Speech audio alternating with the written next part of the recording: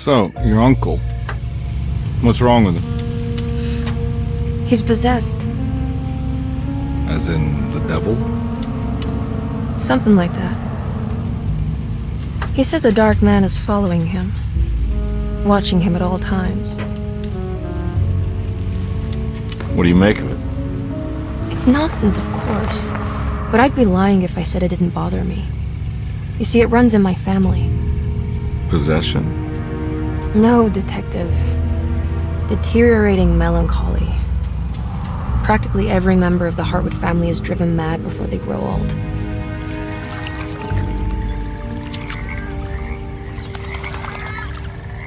But Jeremy didn't kill himself. Is that why he's at Derceto? Despite being convinced that he is truly possessed, he decided to put his last chips on Dr. Gray and his psychoanalysis, figuring he might stumble upon some cure.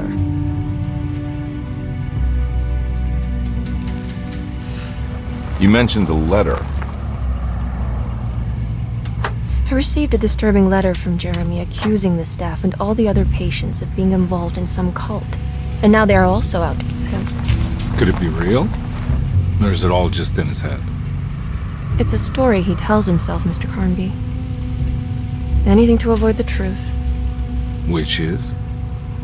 That we're all terribly insignificant. That people mean so very little to one another. That there is no one out to get Jeremy Hartwood because he isn't worth getting. Here we are.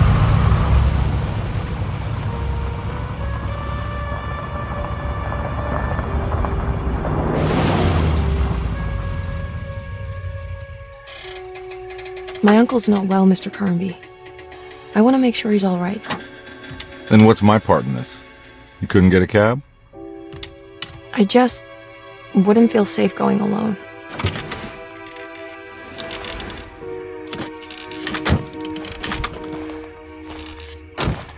Did you bring a gun? Yeah. You think it'll actually come to that? No. But you might need to wave it around depending on how agreeable the staff will be. What exactly are we gonna do when we find Jeremy? I don't know. Let's just find him first.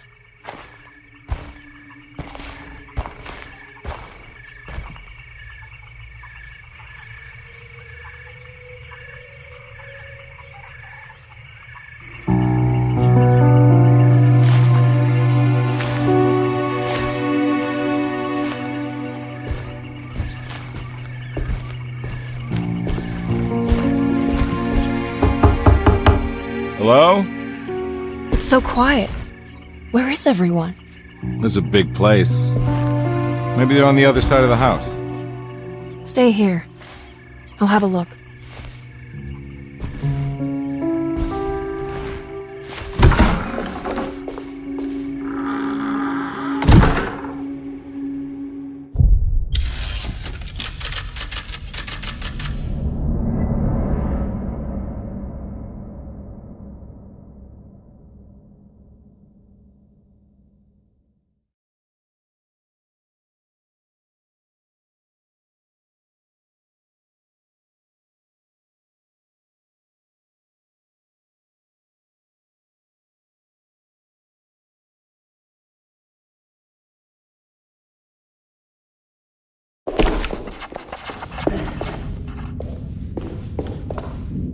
Oh, what's this?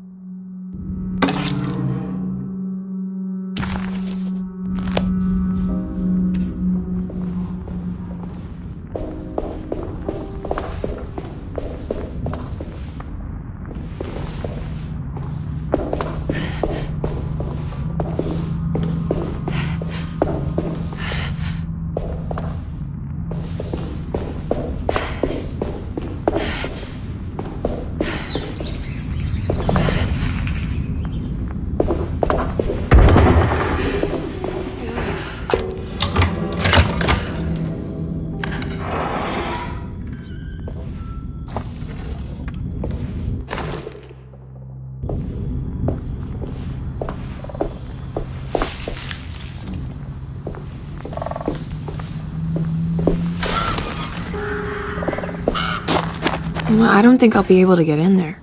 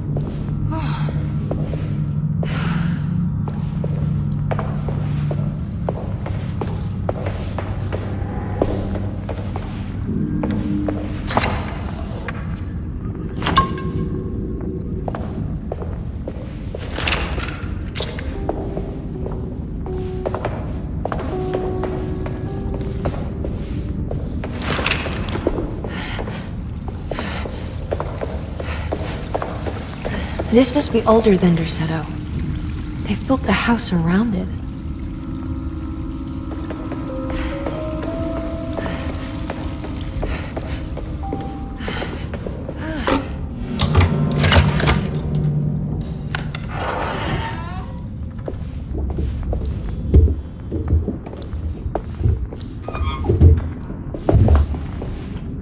I'll just take this.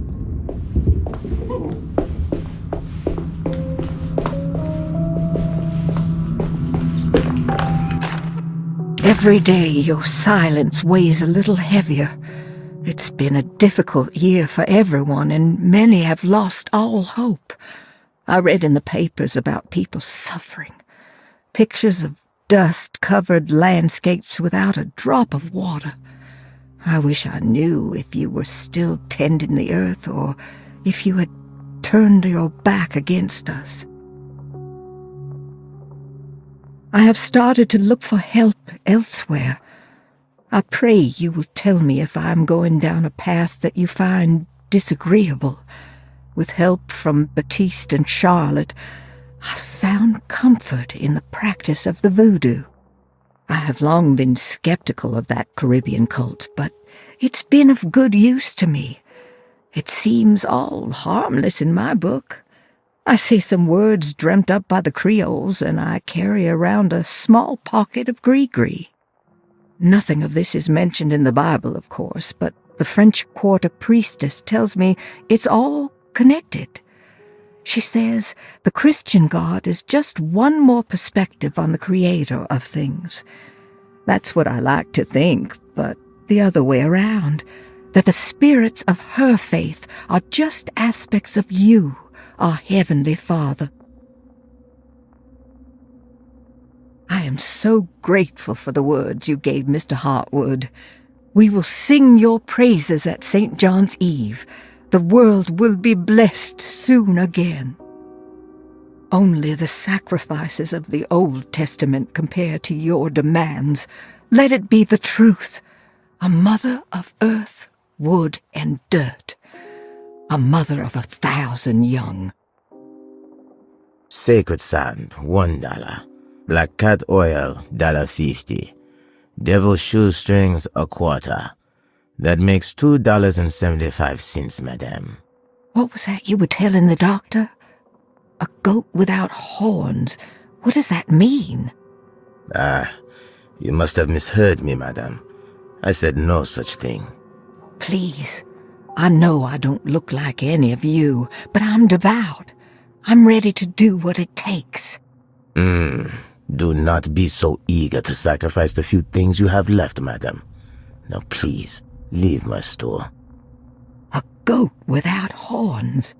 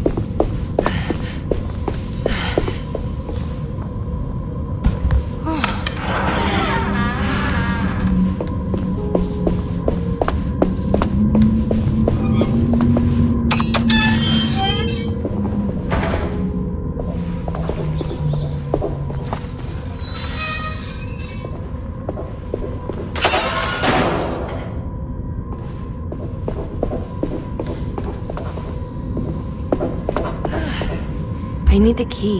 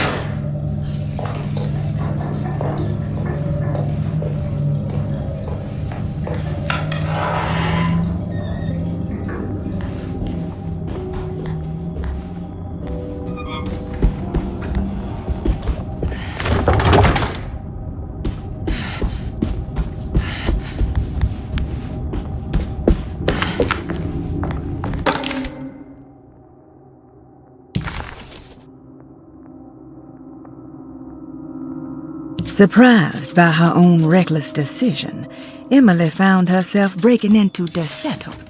She mulled over how to present her story in case she got caught, but couldn't think of anything that sounded convincing. She wasn't much of a fast talker. Best to find a way to open the front door and let Detective Conby inside so he can handle the situation.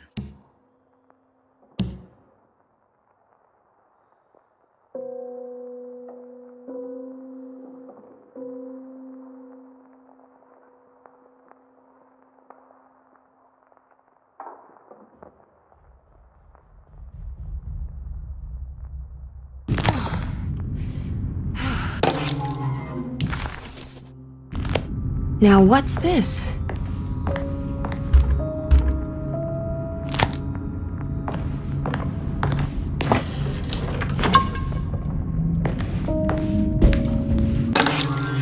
Sunday, June 22nd. I spent all day looking for Jeremy. I should have cared for the others, but I'm scared that he will do something irreversible. Cassandra is upset that I didn't give her the latest shipment of pain medication that Waits brought from the post office yesterday. I would have given it to her, but the company didn't send a new key this time around, so the box is just sitting there on my desk. They must have figured we had plenty of their gimmicky keys by now. I only remember seeing one lately. Grace was playing with it inside the grand parlor. Unless it turns up by itself, it will have to wait. I have to figure out where Jeremy is. I think Jack knew something. That dog of his found a strange rot permeating the house. She's showing us, he said. Like those blots and streaks of fetid rot was talking to him.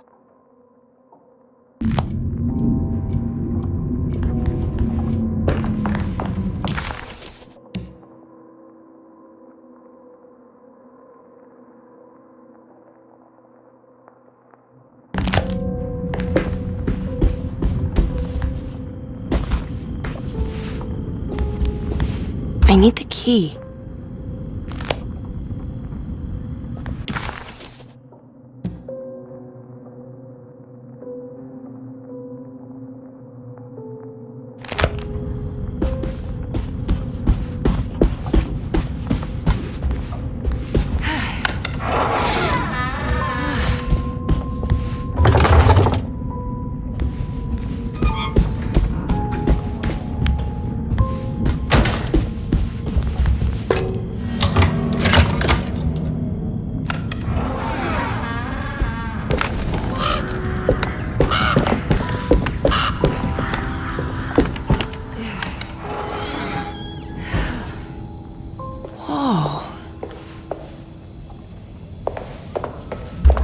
I need the key.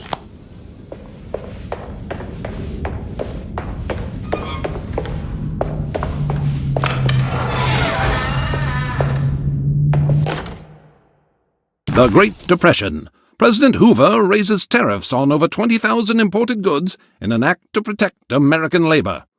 Following the collapse of the Wall Street stock market on October 24 last year, American industry has suffered greatly.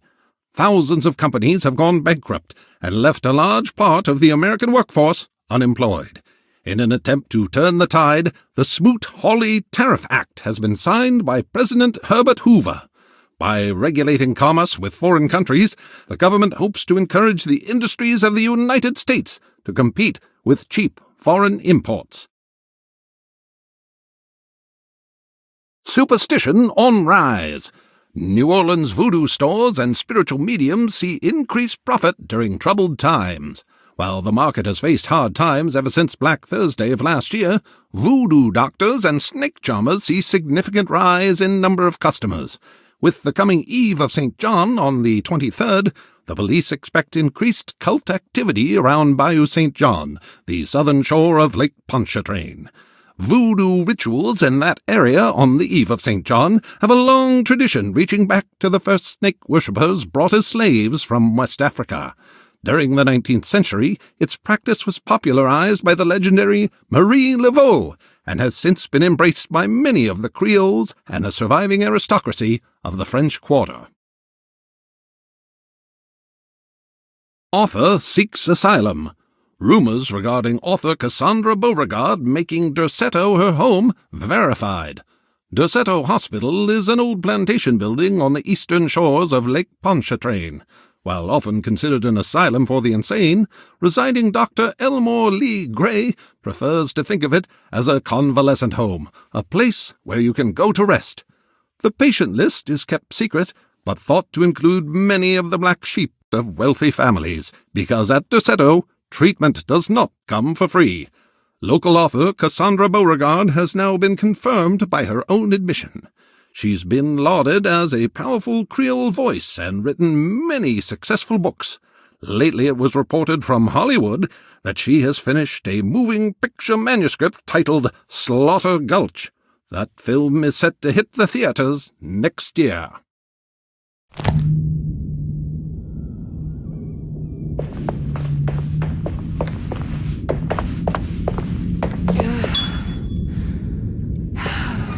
I need the key.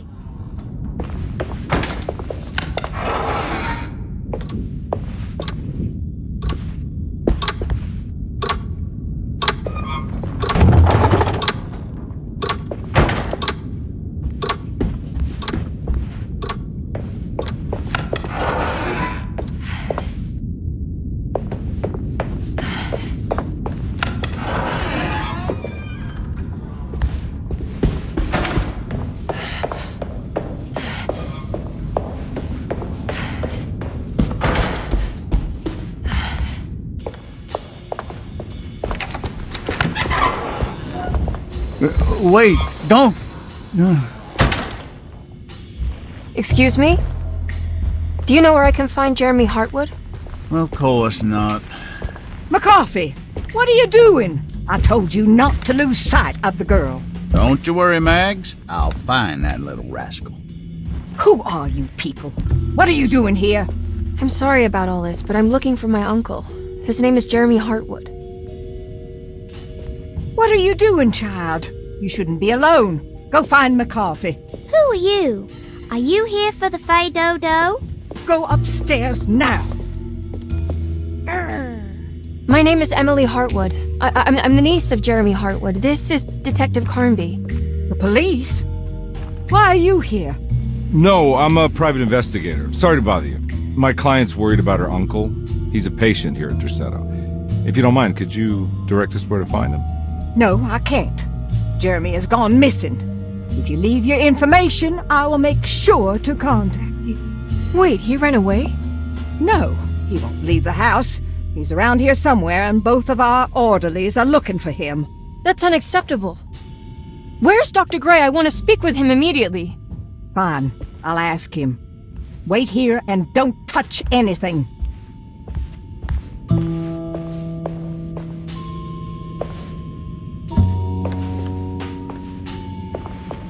you want to see Jeremy's room? Can you show us? Follow me.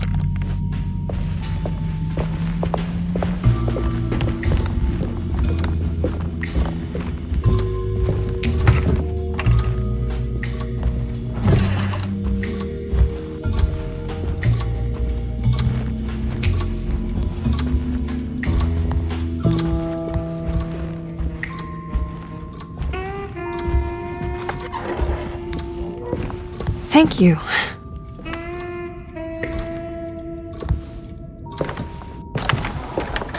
Strange kid. Let's look around, see what we can find.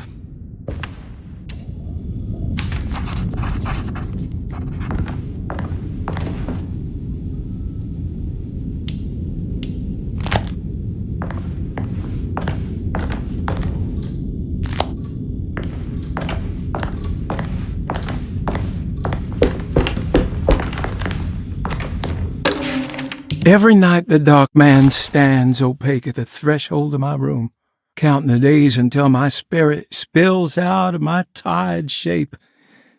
Only his pallid mask shelters my remaining sanity. Staring directly into the face of that demonic sultan would surely sunder time itself. Would he have looked the same to my father as he struggled for his life? Does his veiled face haunt my niece quite the same way? I wish so that I could rest my soul in that sunburnt convent of Teruel. Would I find you there, Juan? Or Senora Perosi, back from the beyond? Every night I hide from him, moving from one misshapen memory to another. Scenes conjured out of fantasy and delirium. Places I struggle to even paint. I wish I understood your death, Signora. Is there anything I could do for you but bury you in that bleak necropolis? That triumphant chapel rising above the ledges and the oven vaults shall be your sepulchre, where you may rest, and I shall weep.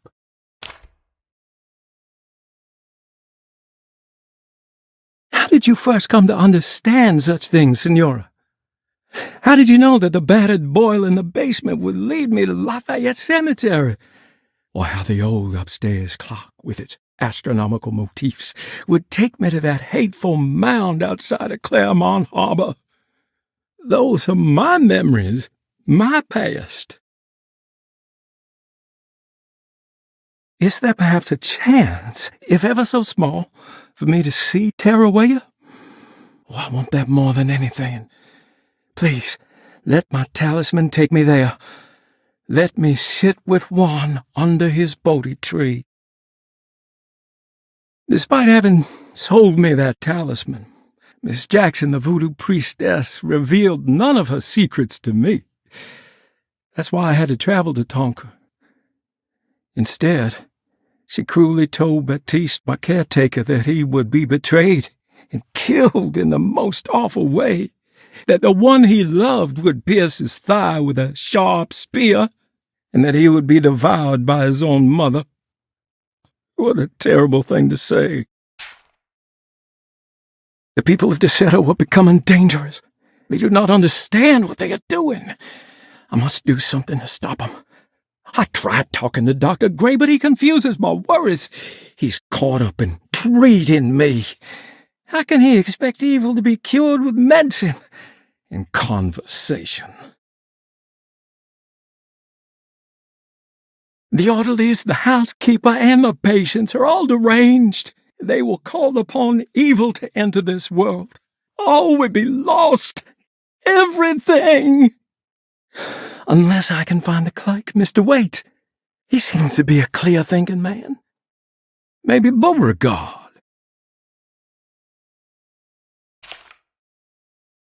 The dark man offered me a prison, and I accepted. I signed that miscarried contract and entered the dark pact. Everyone is safe, except for me.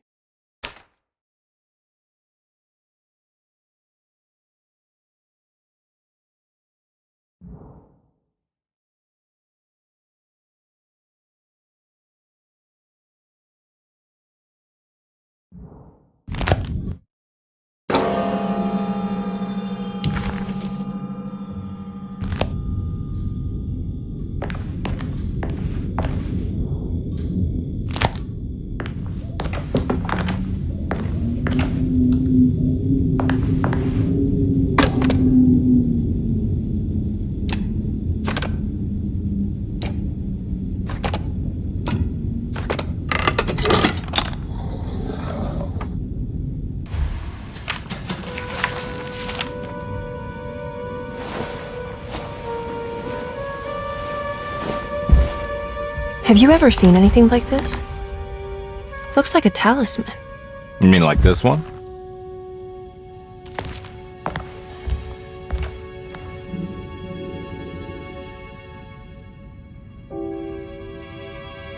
Can you find me a knife to cut the canvas? I want to take this with me. You want to take the painting? Sure, I'll find one.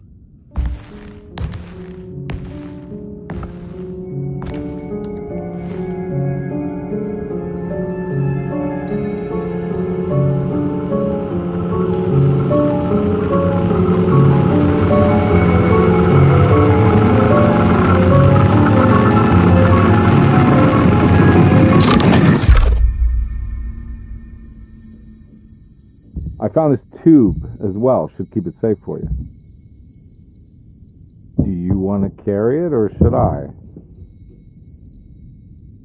Miss Hartwood? Emily? I'll take it. Thank you. We're done here, right? I'm not sure. I don't know how to do any of this. Listen, I think we should talk to Dr. Gray. He must know something about what's going on around here. Okay. Let's do that.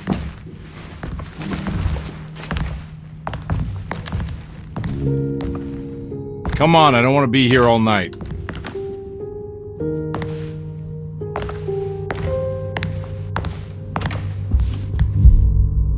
Detective Carnby? Where did...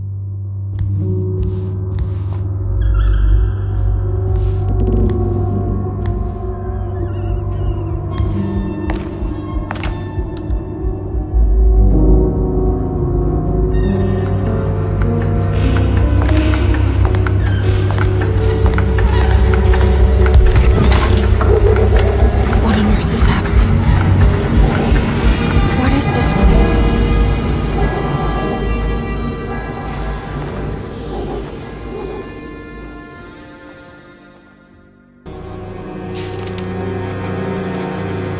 Emily had never seen the French Quarter quite like this, dark and alien. The only possible refuge she could see from Jeremy's balcony was a bit of light coming from a corner store.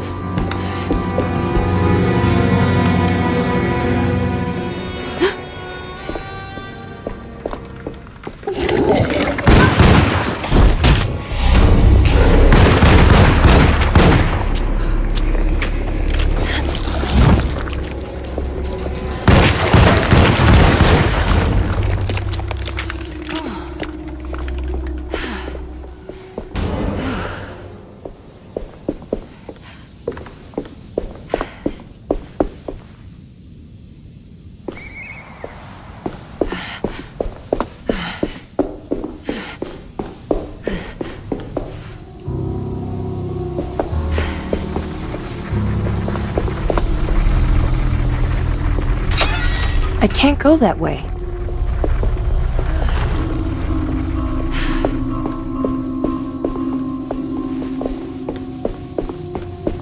This can't be.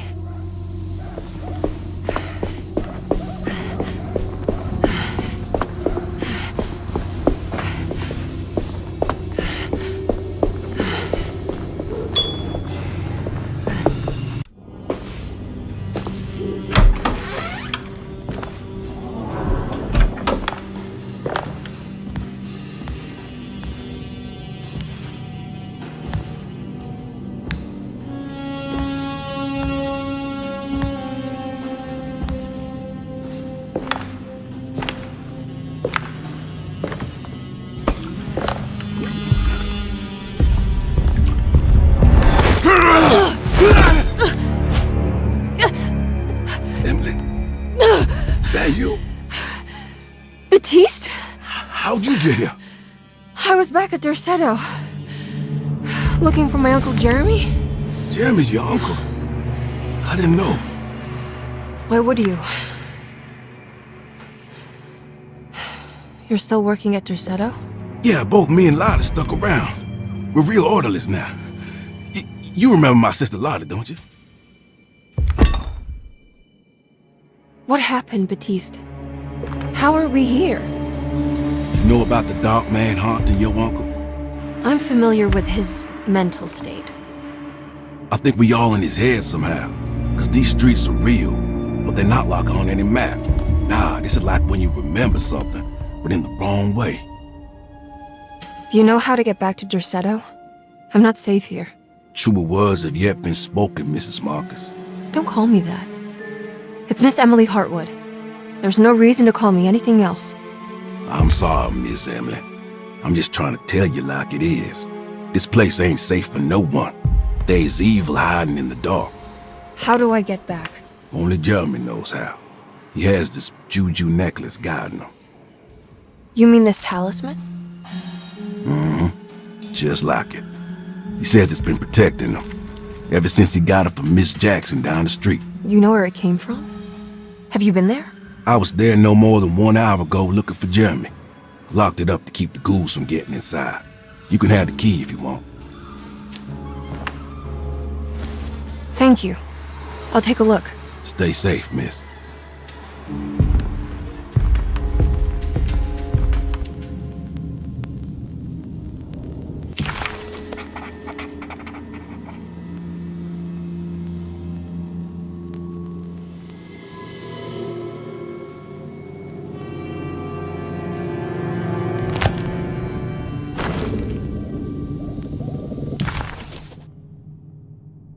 Emily couldn't understand where she was, but it felt like a waking dream. Baptiste, who she vaguely remembered from her past, claimed to work as an orderly at Derceto. He was also looking for Jeremy, and seemed to imply that he was chasing him through Jeremy's own mind. Maybe this wasn't Emily's dream, but Jeremy's, and she was trapped inside somehow. Baptiste suspected that Jeremy was in some control due to a talisman that he had been given by a Miss Jackson, a name Emily recalled to be one of the many voodoo witch doctors in the French Quarter. In hope to find a way back to Derceto, Emily set out to find Miss Jackson's place.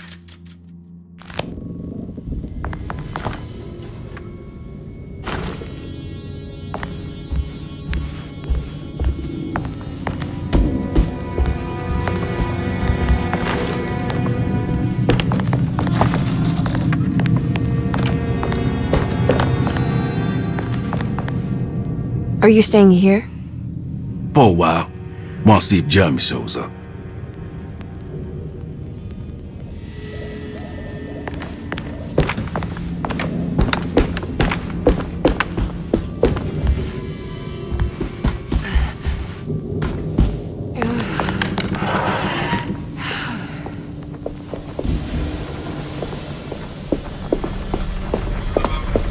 I can't go that way.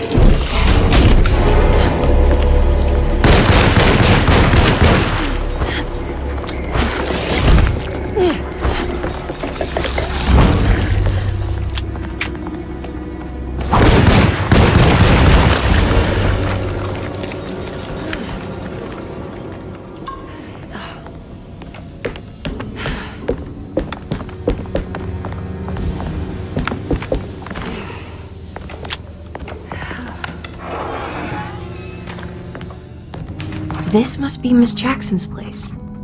Let's see if we can find out more about Jeremy's talisman.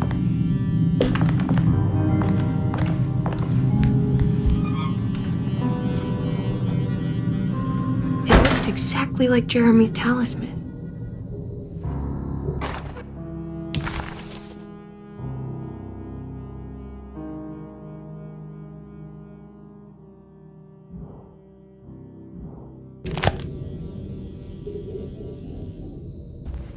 I think it's meant to hold the talisman.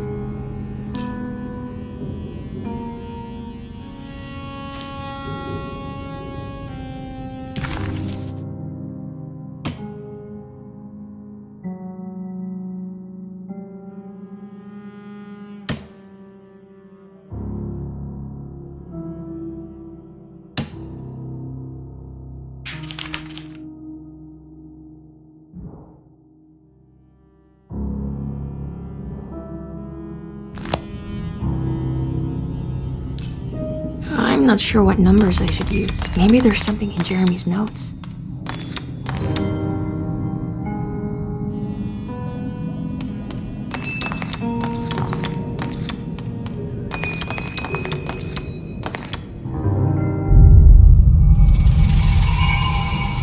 What's that picture in the glass? Where is that?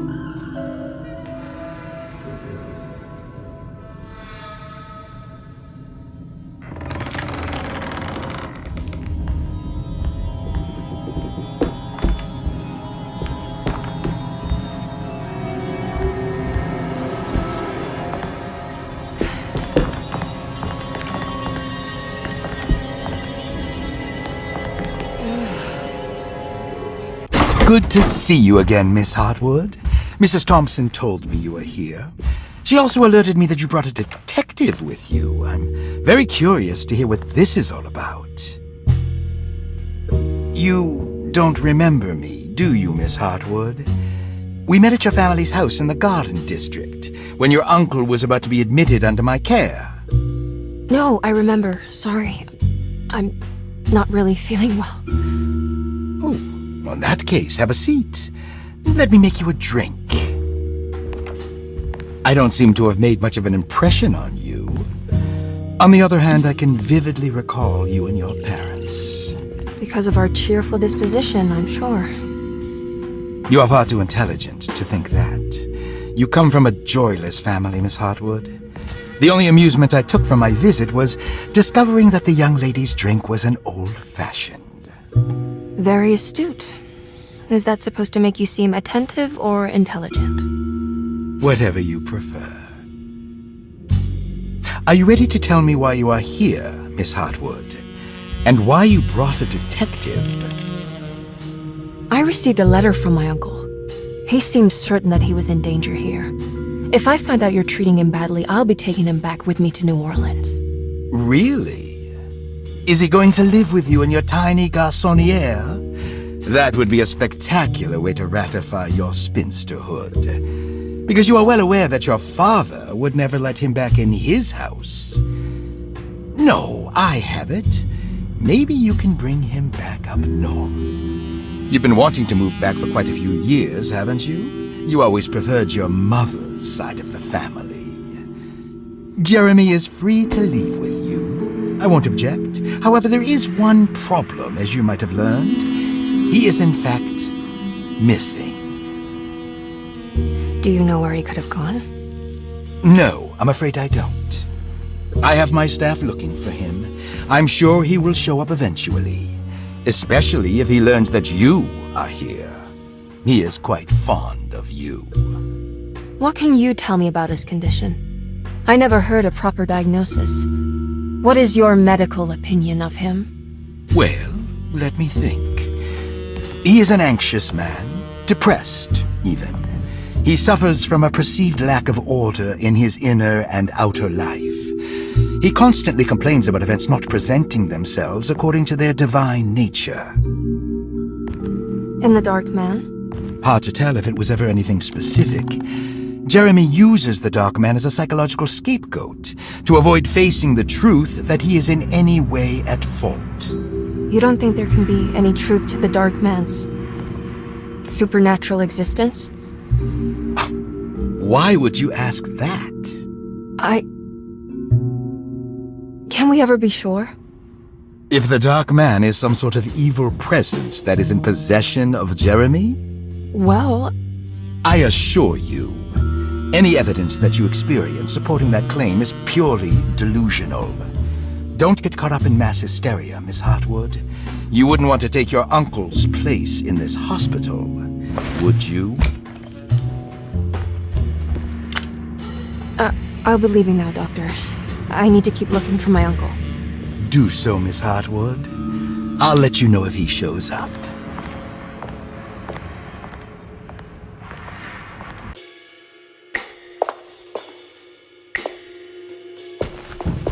Detective Carnby! God, I'm glad to see you. I was afraid you had left. Me? You're the one who just disappeared. It's hard to explain. I think I blacked out. It was like I went somewhere else. It's okay, miss. You're clearly upset. No, I don't know what's happening. This is a very stressful situation for you, I understand. Ugh, no, you don't understand. Just take a deep breath. Why don't you sit down, smoke some of the Perique? If you want, I could even drive you back to New Orleans. I just want to have a talk with Dr. Gray first. I want to stay. I found a talisman just like the one in the painting. I think I might be able to figure out where Tarawea is, where Jeremy wanted to go. That's great. Just stay out of trouble, okay? Let me handle the investigation. I'm not crazy, Detective. Not yet. Okay, catch you later.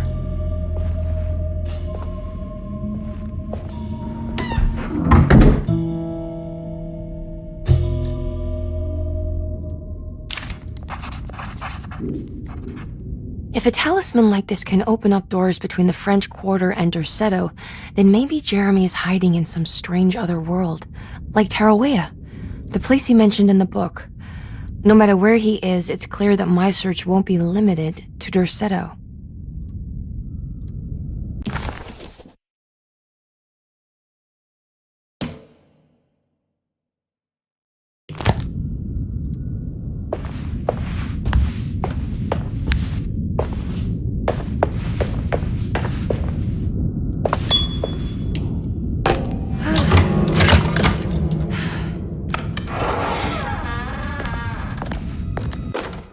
Paul, you're right about the plates on the boiler and the clock.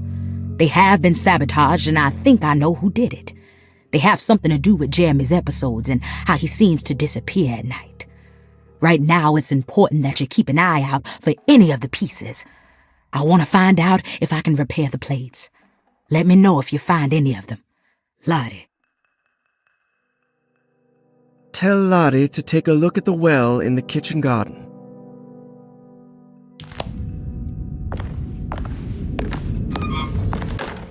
Dr. Elmore Lee Gray is Derceto's chief doctor.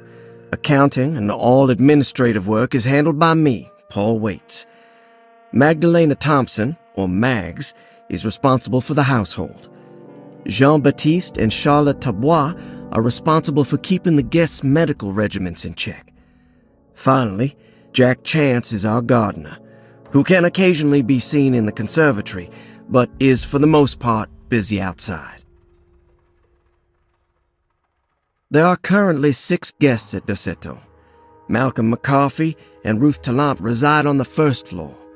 Jeremy Hartwood, Elisabetta Perosi, Grace Saunders, and of course Cassandra Beauregard live on the second floor.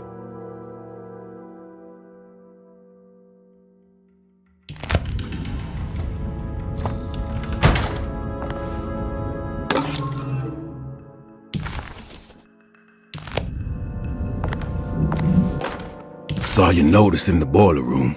You should know Mr. Chance won't be coming back. I got no business being in there myself, but you can take a valve from the wine cellar if you want to try to stop the steam pouring out. Be careful.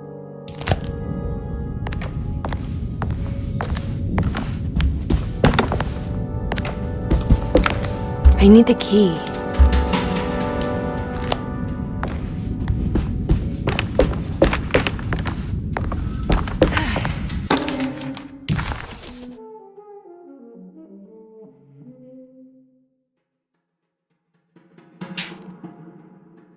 Cassandra Beauregard, the beloved author. Very exciting, isn't it? What do you want to put down for reason for admission? What her agent told us. Cassandra suffers from writer's block and needs to finish her moving picture script before the end of June. Mr. Chardot suggests Cassandra's heavy use of barbiturates is holding her back and risks ruining her career. And how should we summarize her personal history? Let's keep it short. Cassandra Beauregard is a beloved crime author who managed to pull herself out of poverty and into stardom. 5 years ago, she tried killing herself by jumping off a balcony. The incident left her a cripple and now relies heavily on her wheelchair. And for diagnostic impressions? Cassandra suffers chronic back pain following her suicide attempt.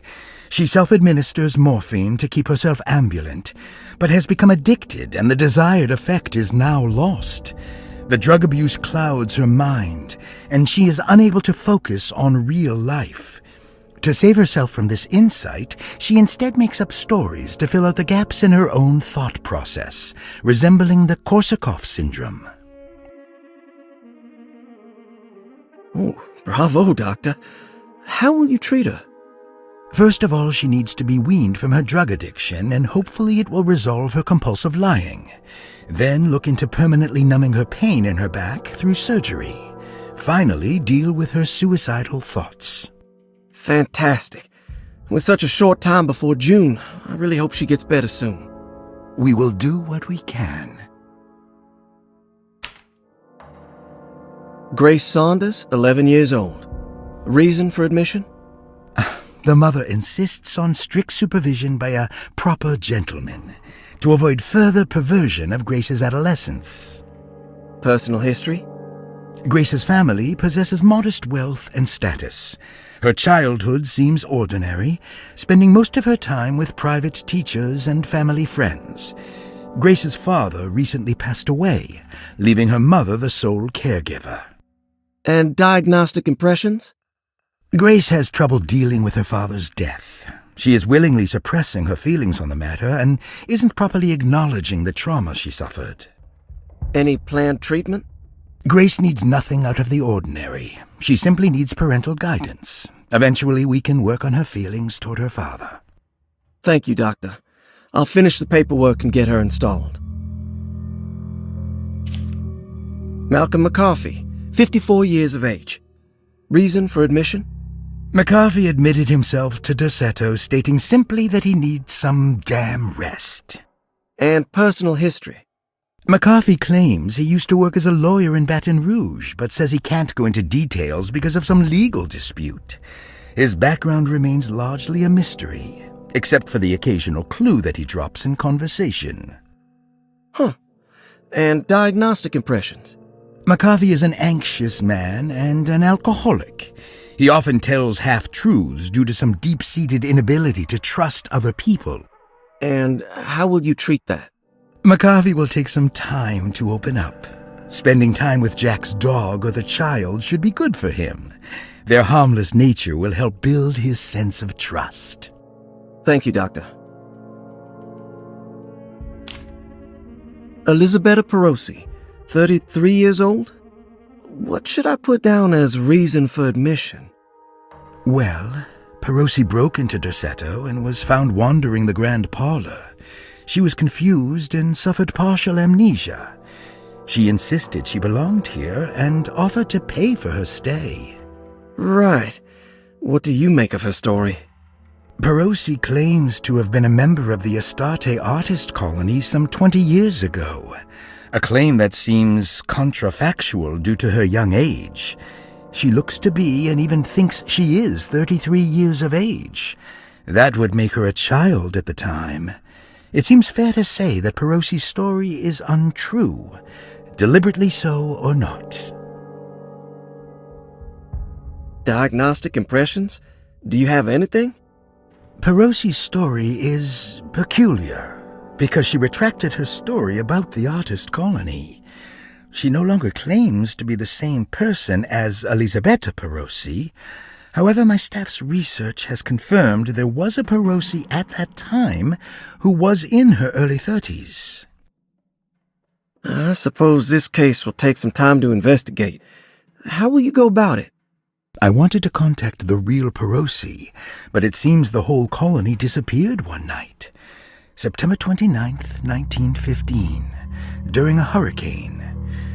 I will have to take it slow and figure out what this spell of impersonation could have been. Ruth Talon, 29 years of age. Reason for admission? Ruth's father wishes that his daughter be removed from New Orleans nightlife for the foreseeable future. He fears that her overly free spirit is tarnishing the family's reputation. Sounds simple enough. Personal history? Ruth comes from considerable wealth. Her family owns several hotels and restaurants. Unlike the rest of the family, her sense of adventure has taken her around the world, including France during the Great War as a photojournalist. The last decade, she has provoked many rumors of being a debauched flapper, bordering on nymphomania. And diagnostic impressions? Despite her father's frivolous reasons for her to be admitted, Ruth does seem to provide an interesting case. She is refreshingly open and doesn't shy away from talking about her life during the war or her continuous celebration after returning to the States. She is admittedly a sexual deviant and feels no remorse. And her treatment plan? Simply staying at Derceto should do wonders for Ruth. If not, at least for her family's reputation. Ruth doesn't need to change, but with therapy I might be able to share with her some sympathy towards her family. I doubt she will settle down and become as dull as the rest of them, but at least she might try to be more discreet in the future. Interesting. It's all the patient files except for Jeremy's. Looks sturdy. Doubt I'll be opening this.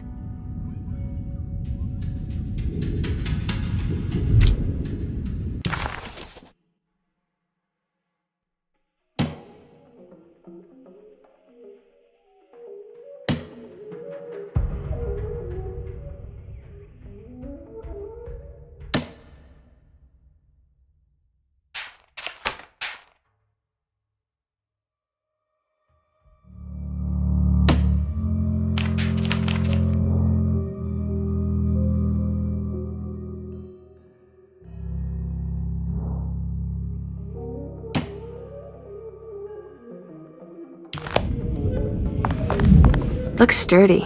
Doubt I'll be opening this.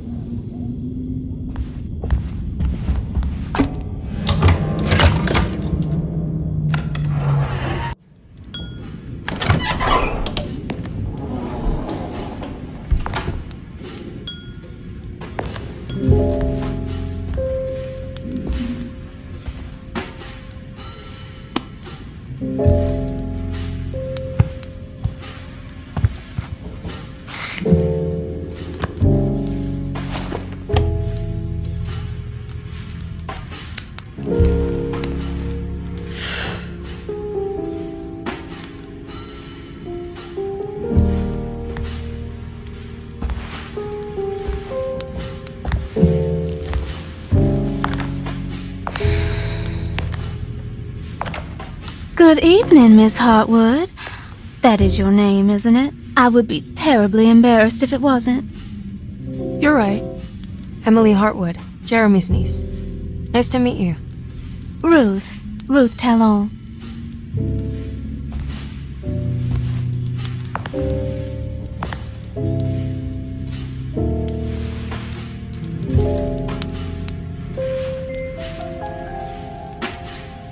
Is that Perique you're smoking? How terribly quaint. Maybe so, but I like it. Would you care to share some? That smell is making me feel very nostalgic.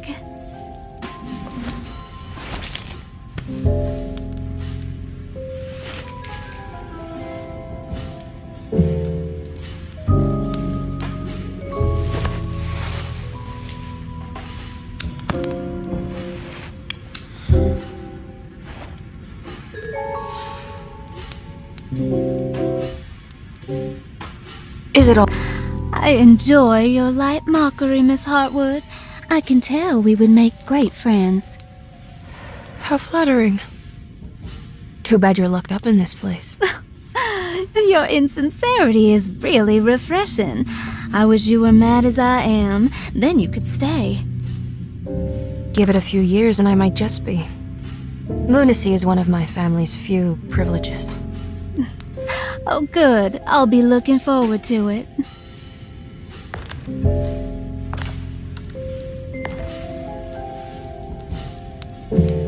You don't know anything about what happened to Jeremy, do you? Everyone here is really strange, and it's hard to know what to make of anything you hear. Occasionally, it sounds quite exciting, though. Good versus evil and all that. I'm sorry, but I don't think I have anything useful to share. It doesn't matter. Thank you for the much-needed break. Bon voyage.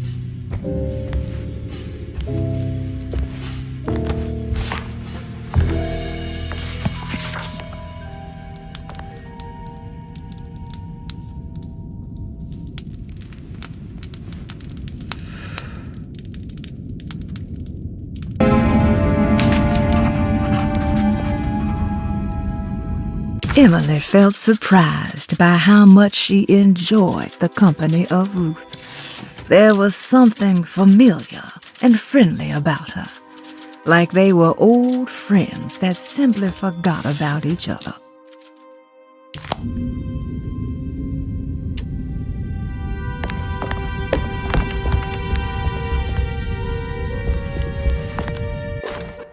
Lost Plantations of Louisiana, Thierry Briclot, 1917. Derceto was a small plantation on the eastern shore of Lake Pontchartrain. The land was considered difficult for industry and was sold for only $30 to Elijah Pickford in 1818. Pickford employed hundreds of workers from nearby New Orleans to clear the woods and build a small plantation mansion facing the lake with a striking Greek Revival temple facade. Derceto kept a modest production of Perique tobacco and indigo that persisted up till the Civil War. During the antebellum era, Derceto was the source of many rumors concerning voodoo and witchcraft. People who traveled the lake reported seeing people dance at night in front of bonfires, bleating and wailing. On June 17, 1862, Captain J.W. Norton of the Union Army recounts leading a raiding party from ships anchored in Lake Pontchartrain in order to seize control of Derceto and free the slaves working there. The captain was surprised to find the workers fighting back with unprecedented zeal. Norton's account describes these men and women as enraged with fanaticism. Pickford reportedly tried to placate the raiders, but was shot in the confusion. Captain Norton left the mansion burning and retreated to his ships with his men. Derceto was left in ruins for several decades. The ownership of the land was long disputed and returned to the Ledoux family in 1901. Several police reports were filed during the following years as the Ledoux tried to get rid of a camp of squatters on their land. The police made several visits to remove the trespassers, but the people kept returning. On November 1st, 1907, Inspector Legrasse of the police charged a deadly attack in order to save several children kidnapped by the squatters. Many were killed, and even more were jailed. The following year, Ledoux rebuilt Derceto, incorporating the surviving stone foundation and adding a magnificent wrought iron conservatory. The farmland had been reclaimed by the surrounding woods, so it was no longer profitable to use as a plantation. Instead, the house was turned into an artist's colony. The Astarte Artist Colony was a successful group of artists, including figures such as painter Heinrich Cassel and poet Nora Keith. The group was also known for their beloved Mardi Gras crew called the Pirates of Pontchartrain. On September 29, 1915, a tropical hurricane tore through Louisiana, causing Lake Pontchartrain to flood New Orleans. Due to the remote location of Derceto, it took almost 2 weeks for outsiders to learn that the artist's colony was abandoned. The 12 residing artists had all vanished without a trace. The empty mansion of Derceto still stands on the shore of Lake Pontchartrain, with much of its temple facade intact. The Ledoux family currently has no intention of repairing the house.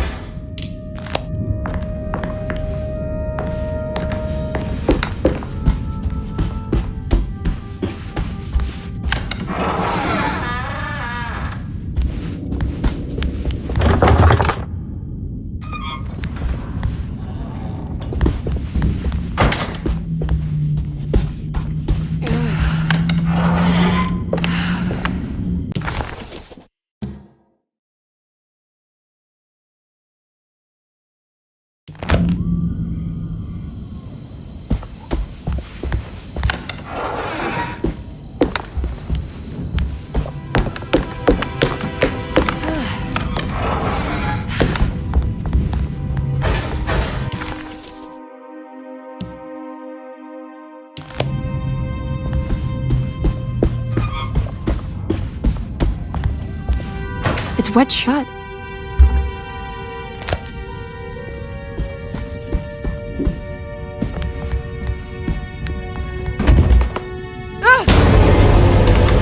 What is going on here?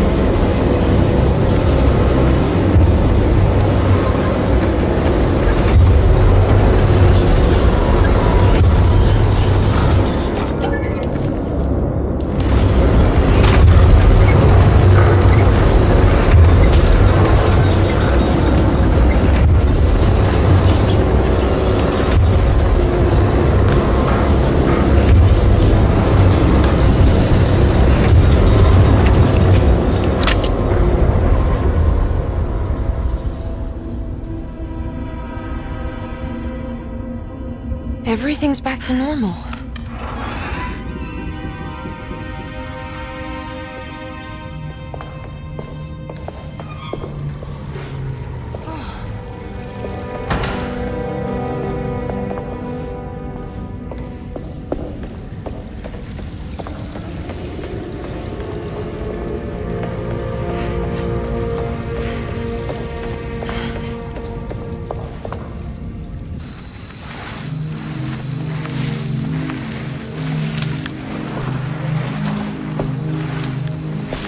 Iawe saki nantek mwen, Memprami saki nampek mwen, Men le anjeni man yo deshena.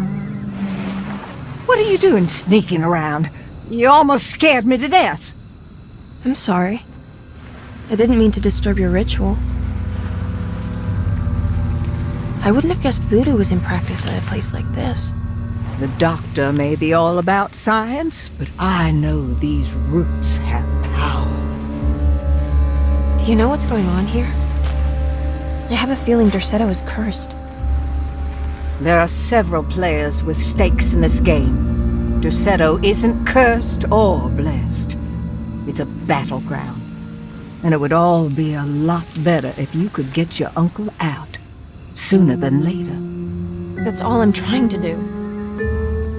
I wish you the best of luck, Miss Hartwood. I really mean that. Now, if you'll excuse me, I need to look after my gumbo.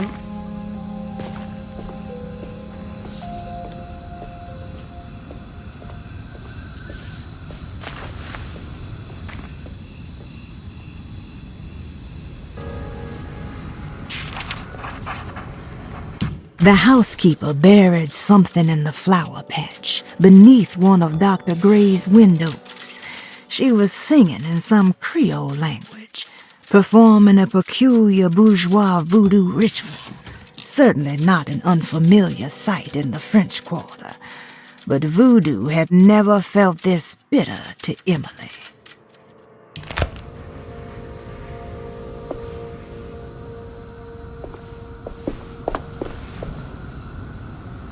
What's that?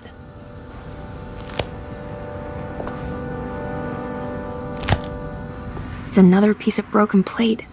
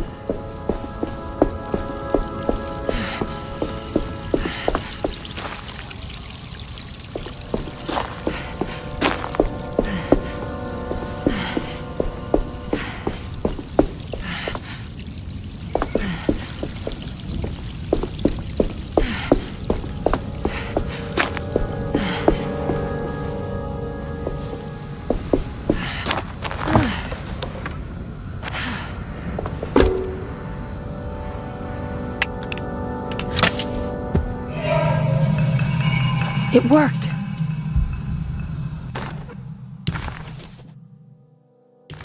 Ah, what's this?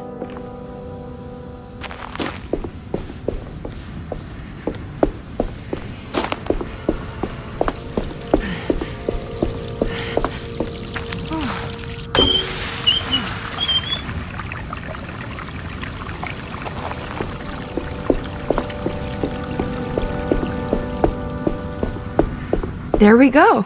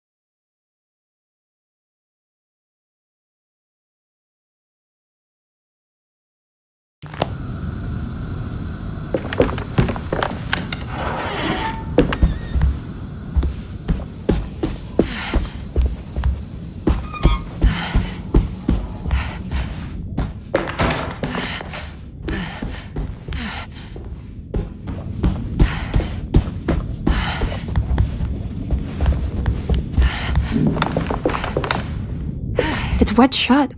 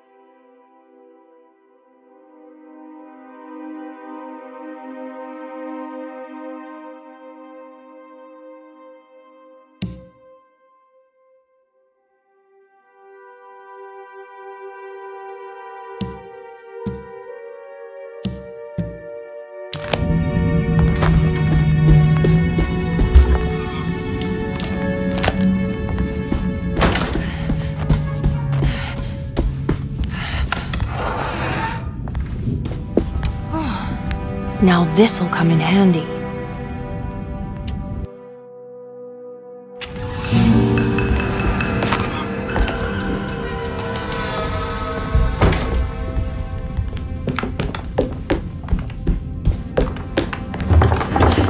It's blocked.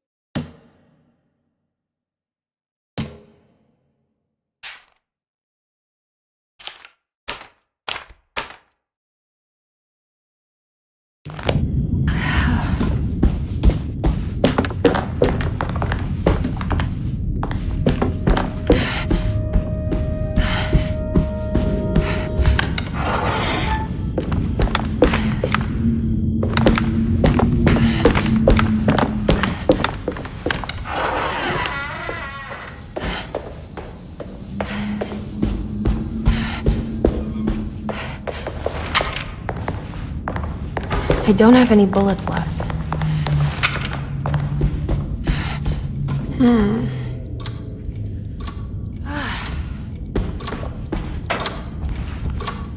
What's that stain? Looks like some kind of rot. This must be the clock mentioned in the commonplace book. This looks like the thing that held the talisman in the French Quarter, but it's broken and missing some pieces.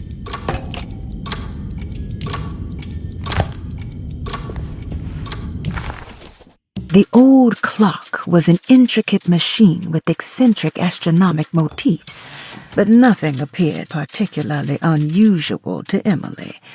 But then she discovered a large decorative plate that reminded her of Miss Jackson's ritual bench, where she had configured the talisman to open the door back to Derceto. The clock's plate had unfortunately been sabotaged, but if she could piece the plate back together, she figured she would be able to repeat the procedure and maybe open up to another world.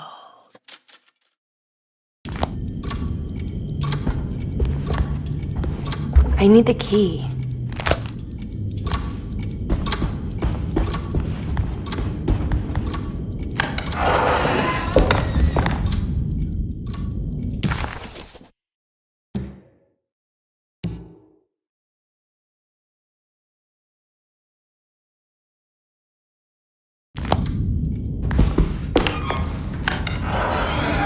Jeremy's room. All back to normal. Emily's here.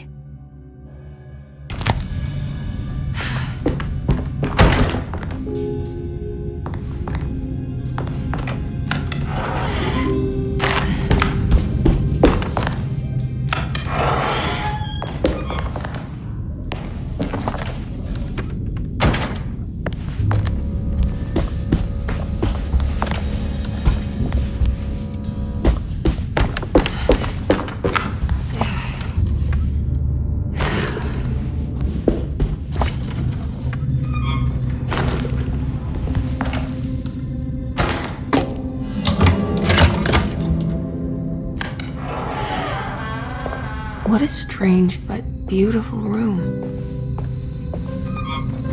Are these zodiac signs?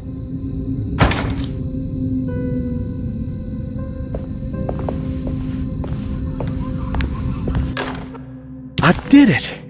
I crossed the thresholds to my intended destination without a focusing device. My talisman now knows these roads, and I have no need for the plates. I can find my way to Lafayette as easy as I find my own room.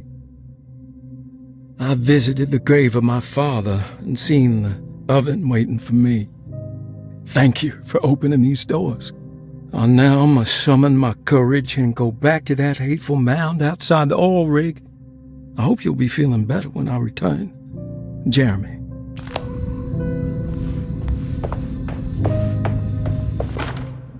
Will I need to remember how to get them out again?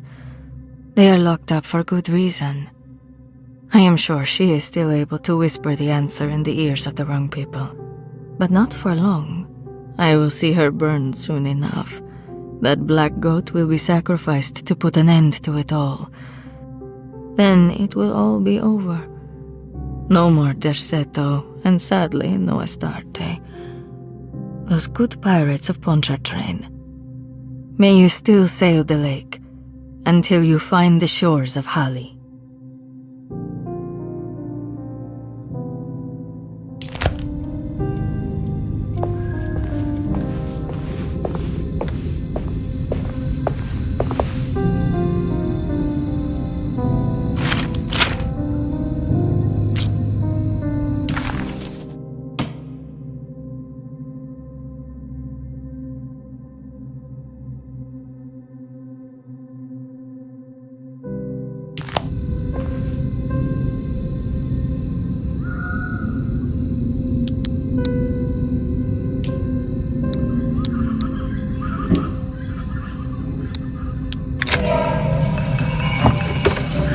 Here we go.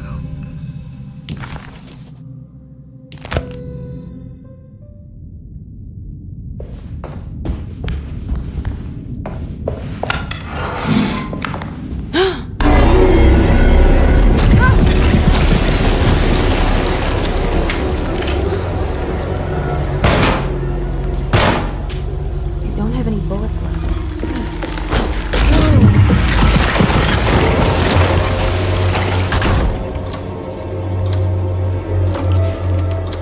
I've seen this somewhere. I don't understand what's happening.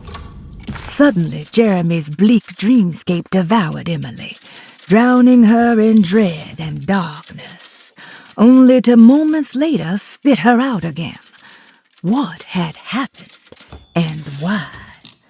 Was that her doing, or did someone else make it so?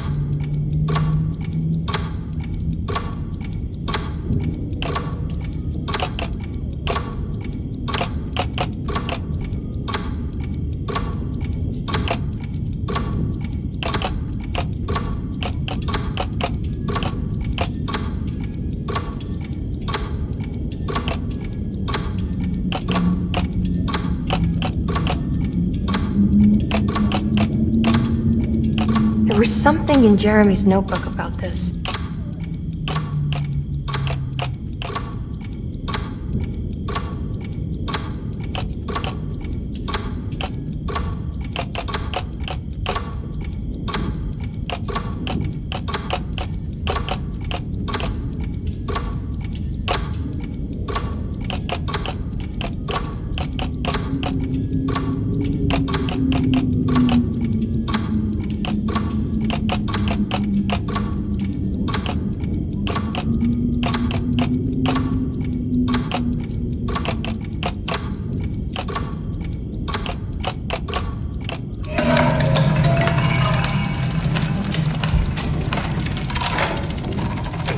Did it break?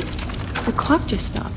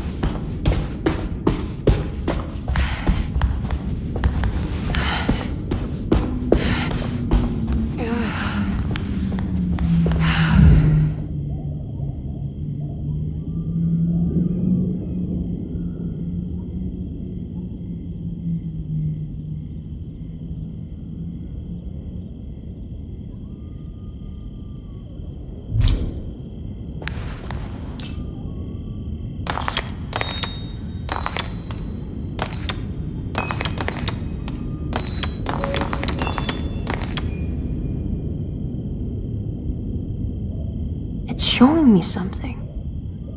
That's just the hallway outside Jeremy's room, isn't it?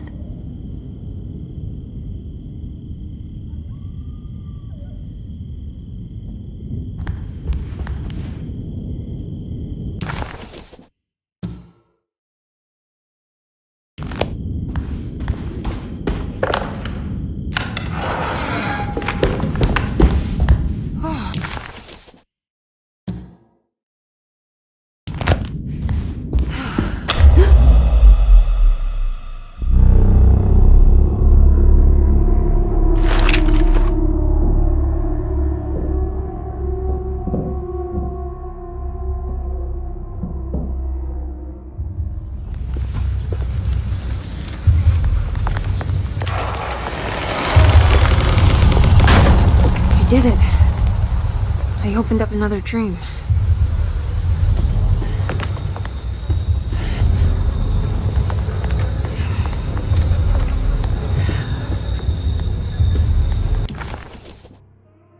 Emily deserved a sense of triumph, but she was too on edge to appreciate her success. There was no reasonable explanation why the talisman let her open up this other world. Was this really happening? Or was this somehow all in her mind? There was no time to question her own sanity. She had to find Jeremy. If he was here, she thought, would she find Jeremy in the hateful mound?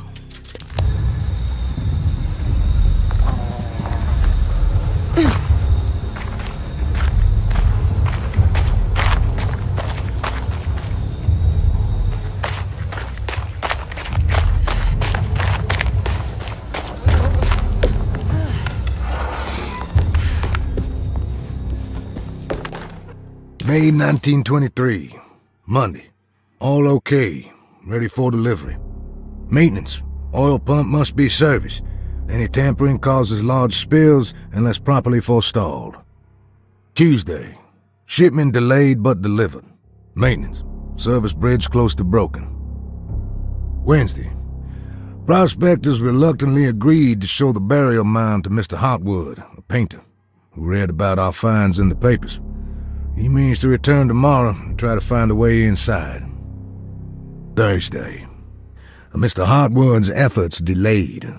Workers seemed nervous about his presence. Hartwood promised not to return to the compound. Instead, he has taken up an offer by L'Officier, the riverboat captain, who means to pilot him to the site tomorrow morning. Hopefully, that's the end. Work can resume. Maintenance. Bridge from the oil tower to the bayou has collapsed. Sabotage suspected. This is the devil that guides us now.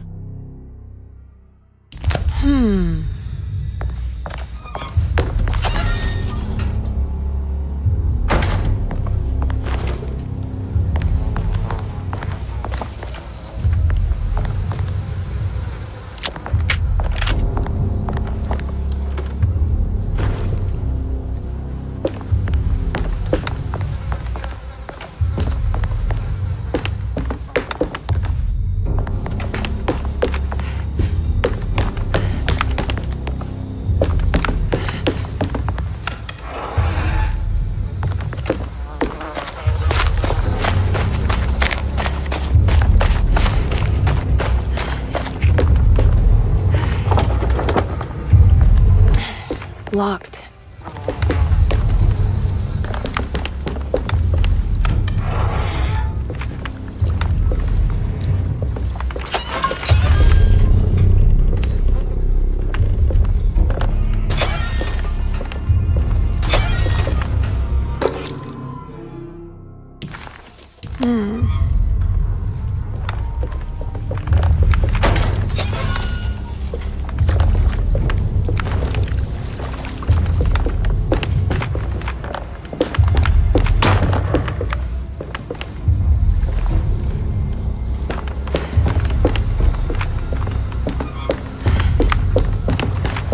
There's something missing.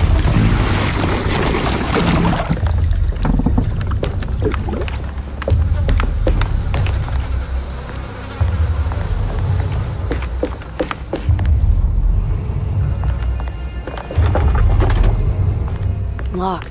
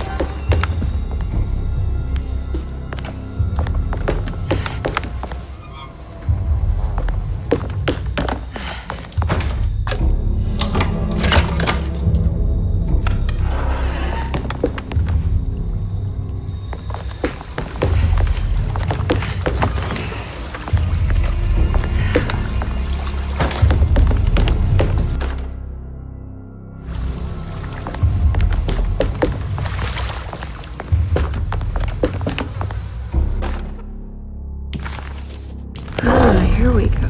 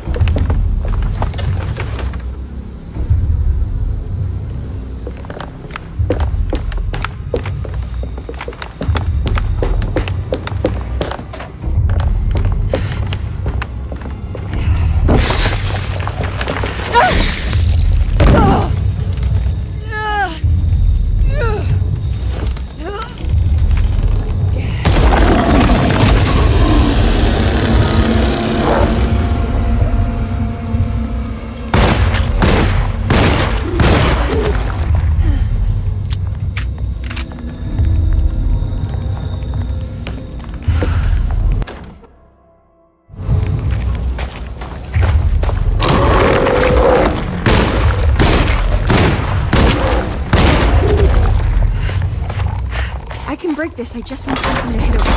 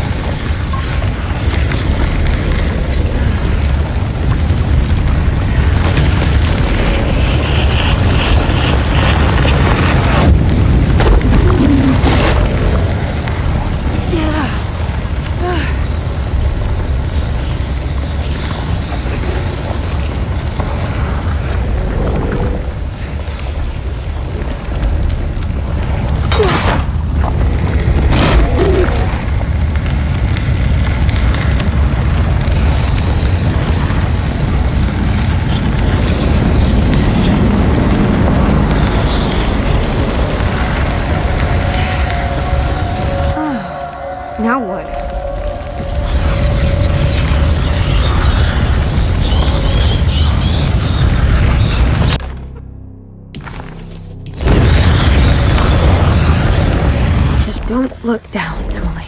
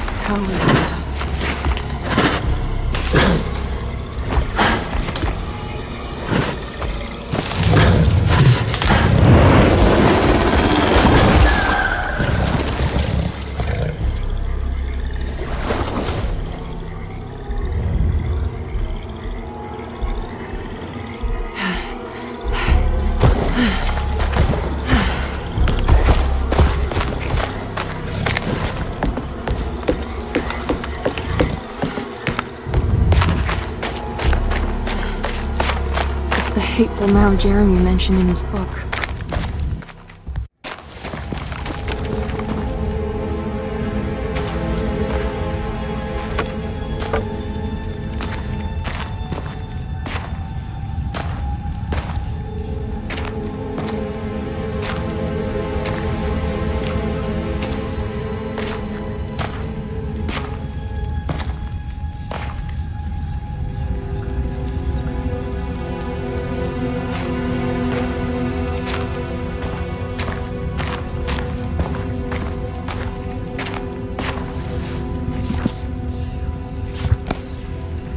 Jeremy, you dropped your...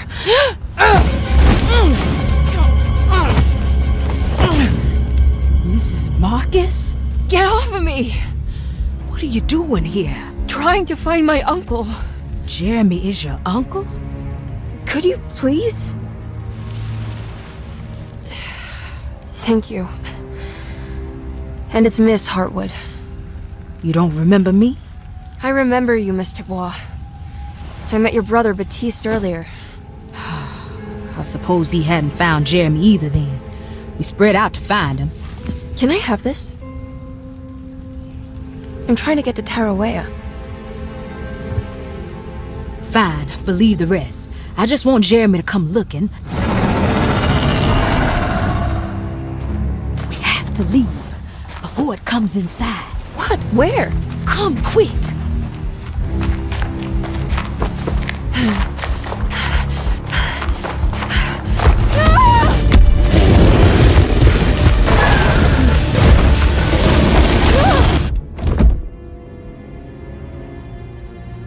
Oh, God damn my soul.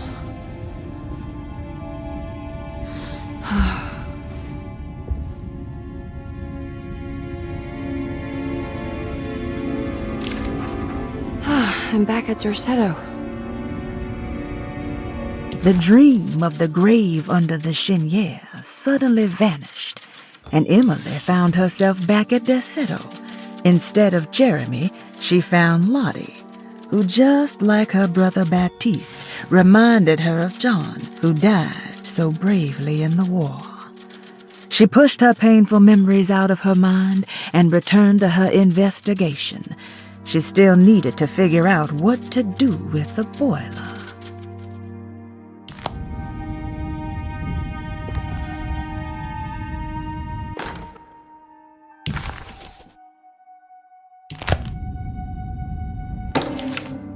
Reflections on the Power of the Verb in Certain Texts by Juan Luis Jorge.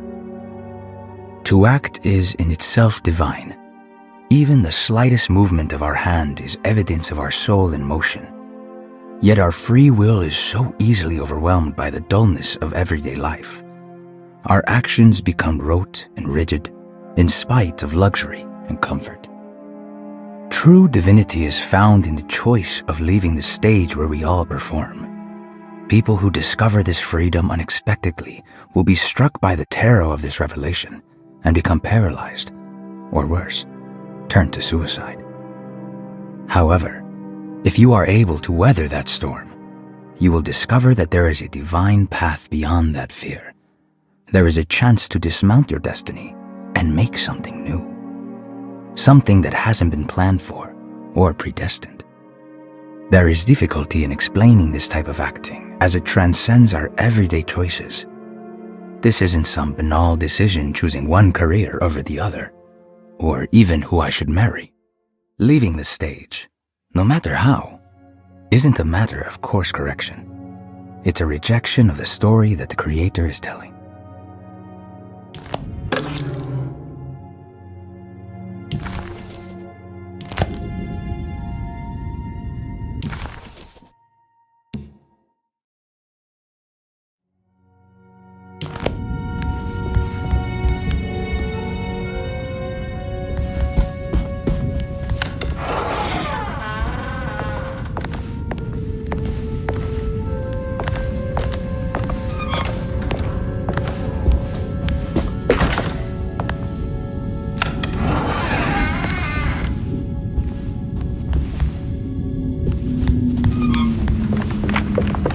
It's wet shut. It worked.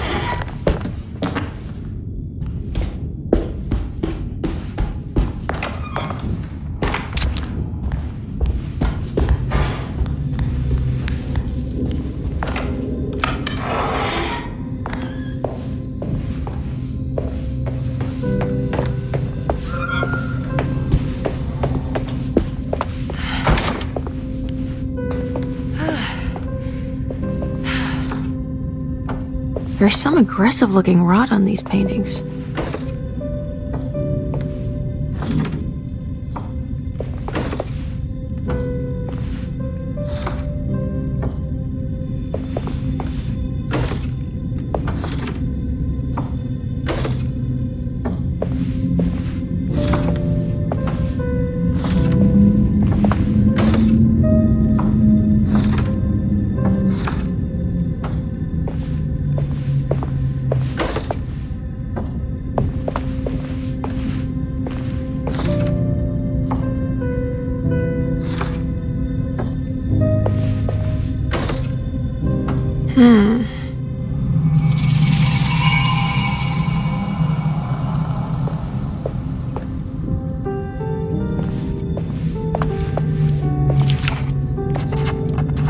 The Astarte Artist Colony. I'm pretty sure they had a Mardi Gras crew called the Pirates of Pontchartrain when I was a child.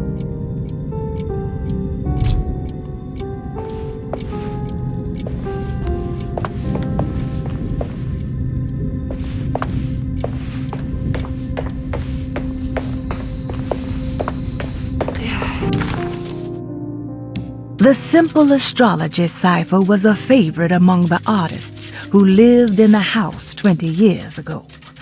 They easily turned into numbers when needed, but also acted as signatures for the members, as there were only 12 of them.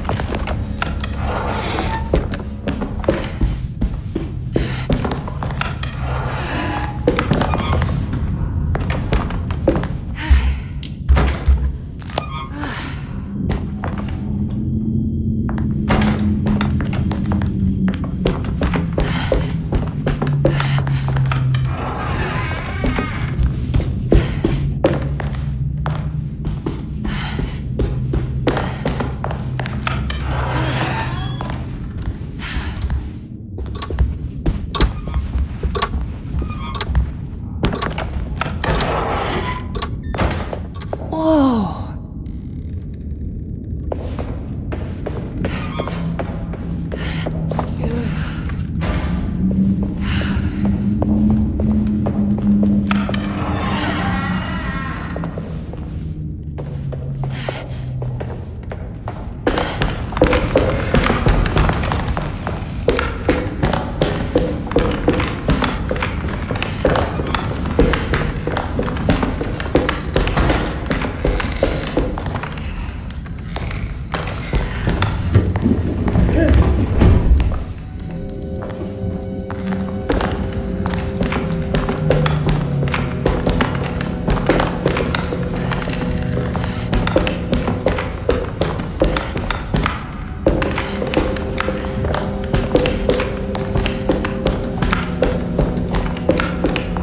I need the key.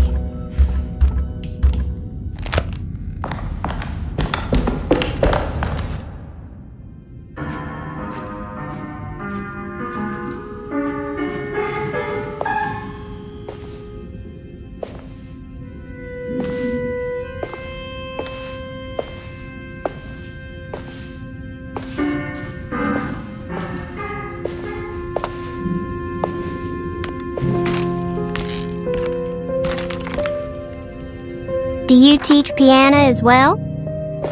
Huh? You're a governess. Did you teach those clawing Casino kids how to play the piano? How do you know about that? Just because grown-ups don't notice children doesn't mean we don't notice you. Yes. I taught them some piano. Are you any good at it? Not good enough to play a broken one. It fell from the attic. Brought half the ceiling down. It was Jeremy's fault, wasn't it? Nobody knows what happened, but you're not wrong.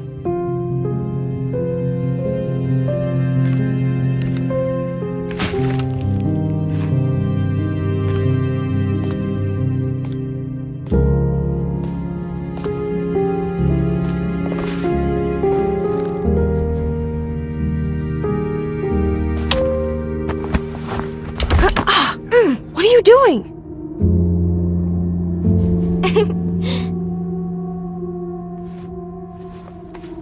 I'm gonna go now. See you around.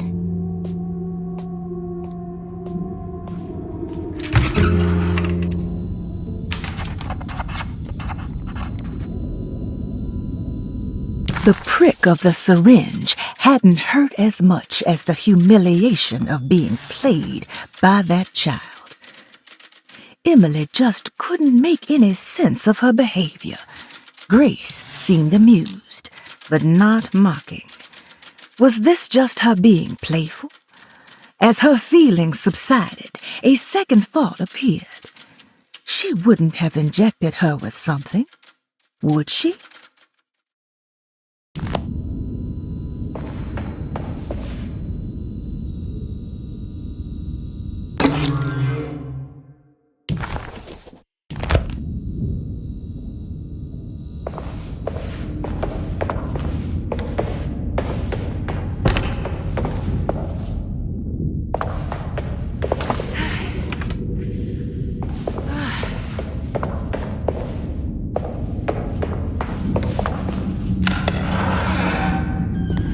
Ugh.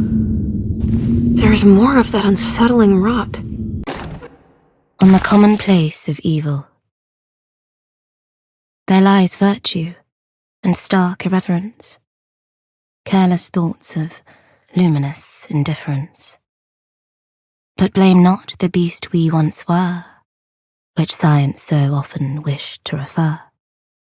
Not the wicked full of sin, it is you who stand and grin. All our good intentions aside, whereupon we build our pride. Sunless solitude, follow not this corrupting light. Prophets of confidence always crashes out of sight. Hear me, for we all bear this mark. Thus we must remain alone in the dark.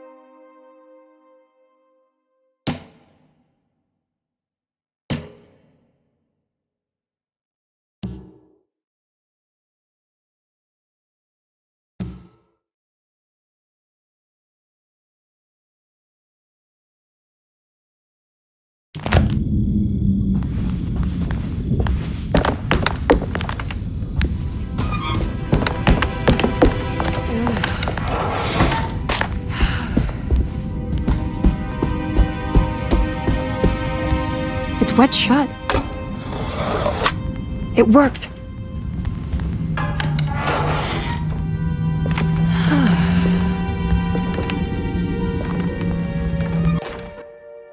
The Barlow lens. Instructions. To double the magnification of your telescope, simply fit this Barlow lens to your instrument. Then operate the fine tuners to adjust the distance between your lenses. This is easily done while looking through your eyepiece.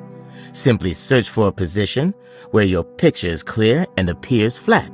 When correctly tuned, your telescope should present a clear picture with magnificent magnification.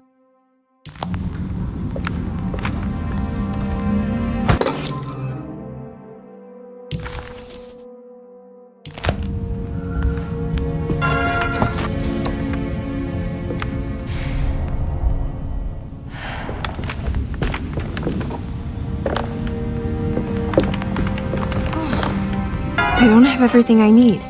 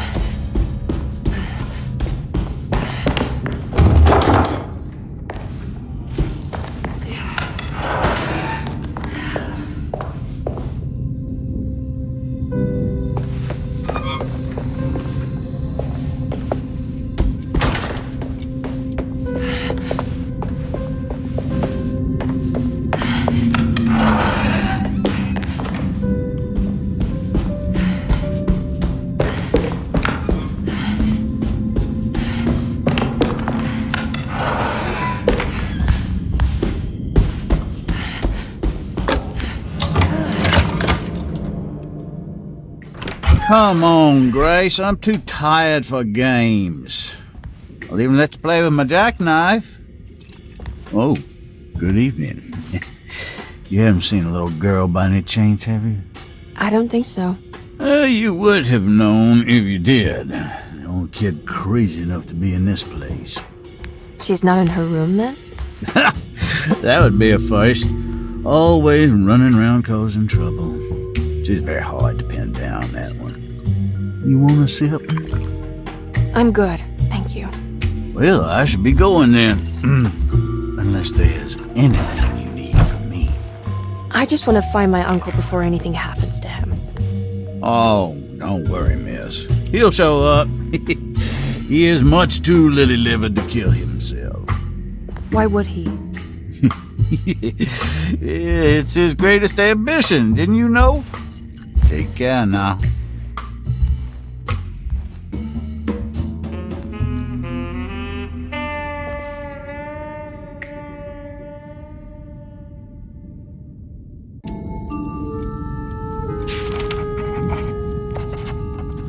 McCarthy moseyed off to continue his search for the little girl. Emily had meant to ask why he was looking for her, but decided against it, fearing that it would just prolong an already awkward scene.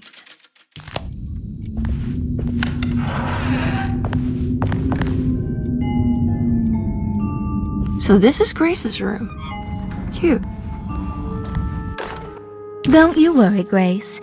Go play your game, bleat and bellow with the others. I won't be jealous. There will be more masquerades. However, I would love it if you would finish my mask for the feast. With love, Ruth.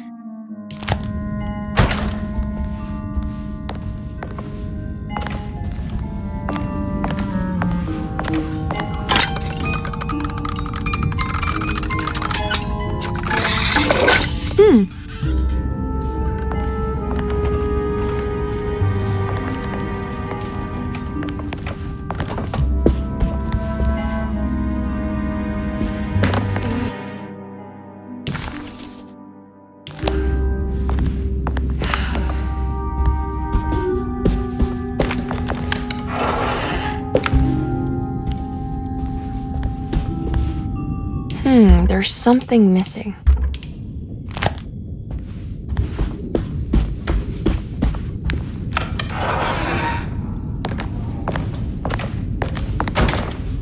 I think I've seen this somewhere.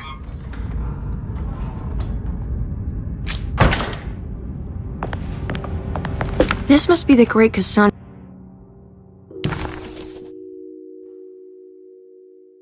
Beauregard's room. I'm not sure what I expected. Maybe something more extravagant? Miss Beauregard, I picked up your medicine at the post office today. As you understand, it needs to be administered by the orderlies for your safety. I've put the box in Lottie's room for now, and I'm sure she will find you as soon as possible. Mr. Waits.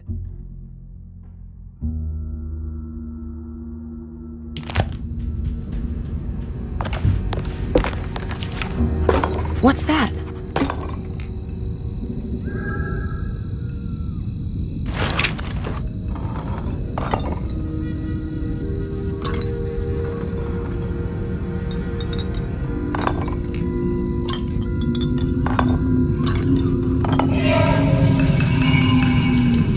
Let's write this down.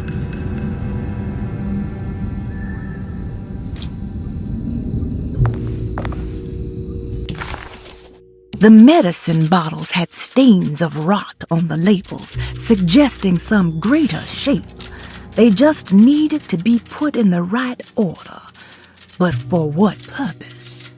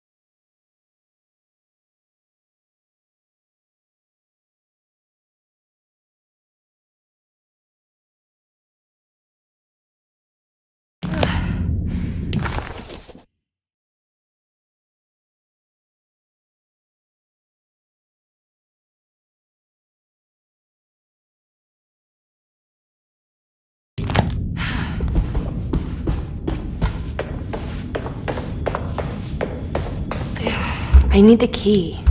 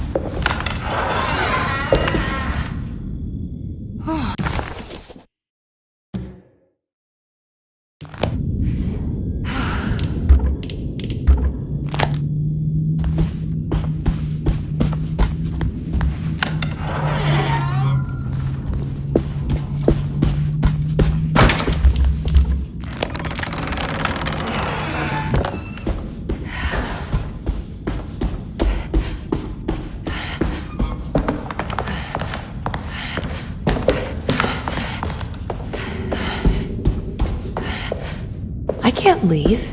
I need to find Jeremy.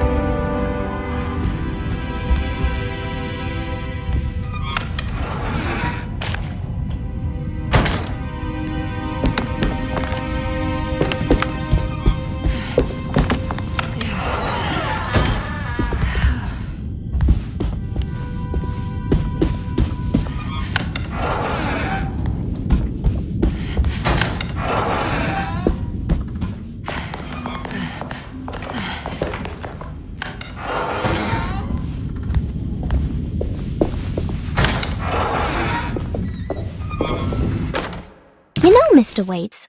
I saw a piece of the plate that Liza broke. I think she's been hiding them. She's not very good at it. She just chucked it into the little room with all the tools behind the boiler. I left it there. I didn't want to embarrass her by picking it up while she was looking. We went upstairs instead and played backgammon. I let her win, because she's so unhappy. The piece looked like the one on display in Cassandra's room. You know about that one already, right? Or is your eyesight really that fuzzy? I hope you don't feel bad about your glasses. You only look stupid when you squint. Maybe if you had more eyes, you would see these things.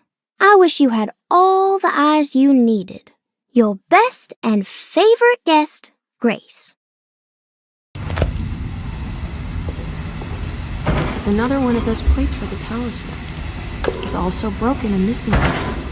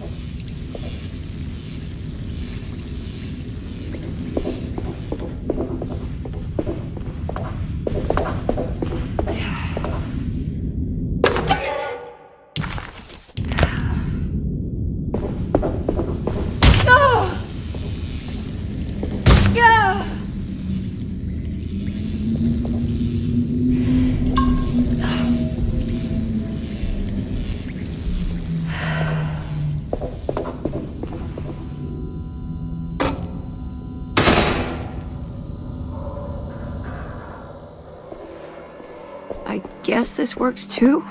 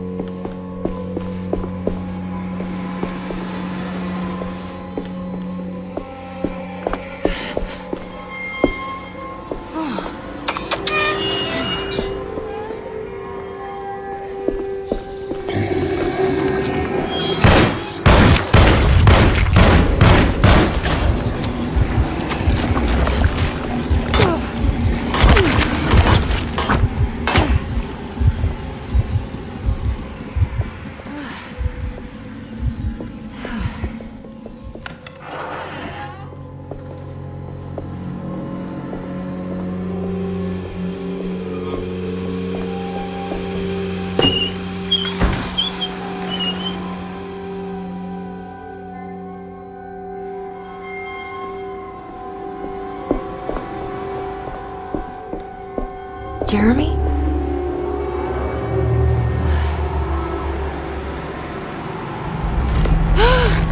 What the hell is that?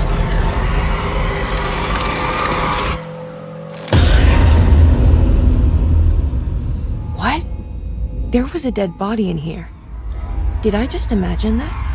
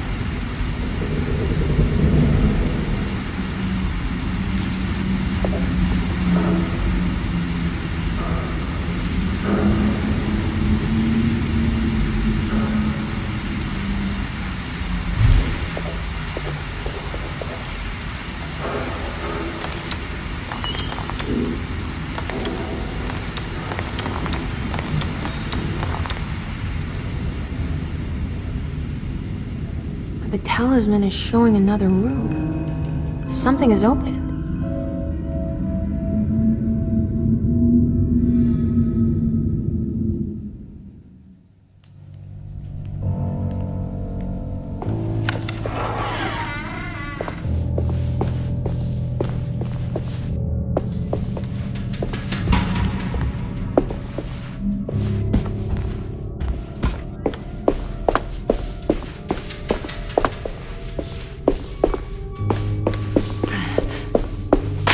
It worked. I'm in another one of Jeremy's streams.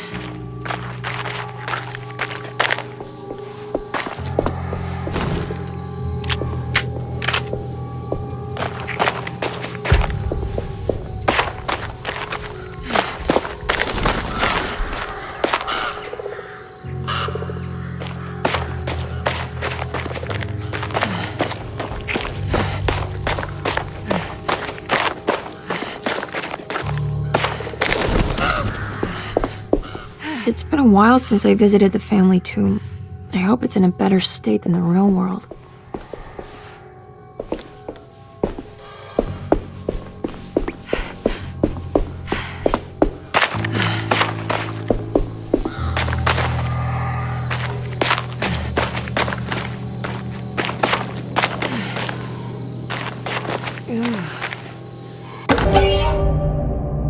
What's this? What's that for? There we go.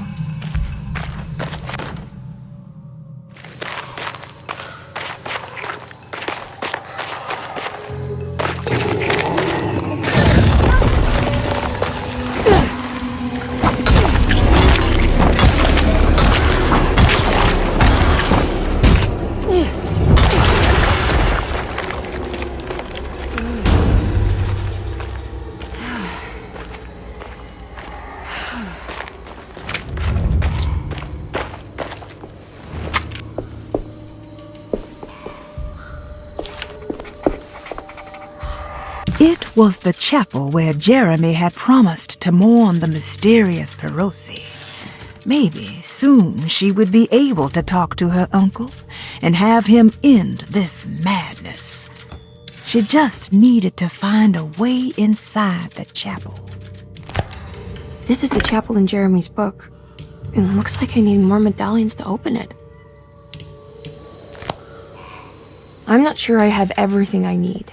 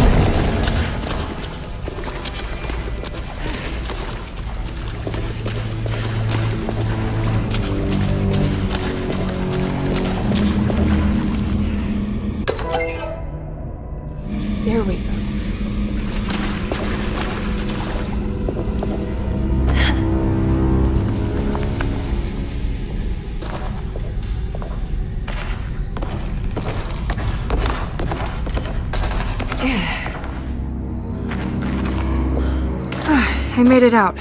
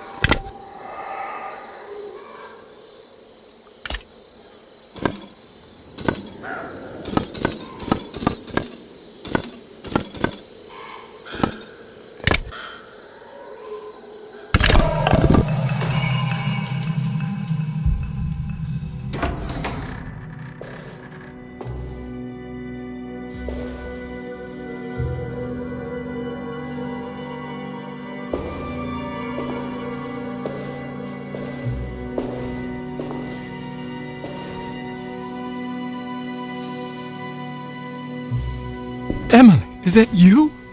Jeremy! What are you doing here? Well, you sounded so miserable in your letter. I've come to take you away from here. I can't believe I made such a foolish mistake.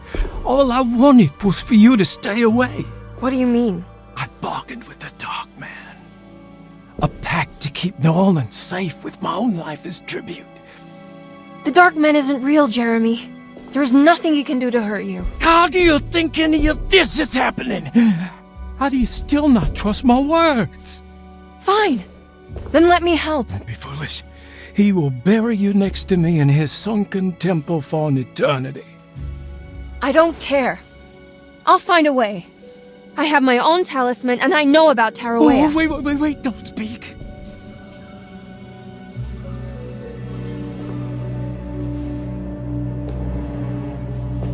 Who's in here? Show yourself. You know who, Emily. He took your grandfather. No, I mean it. Who's in here? I can feel someone's in here.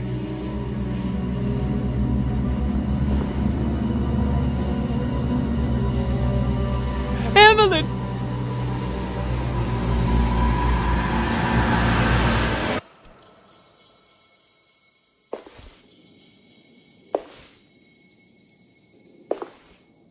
Tarawea. Why do you want to go there, Jeremy?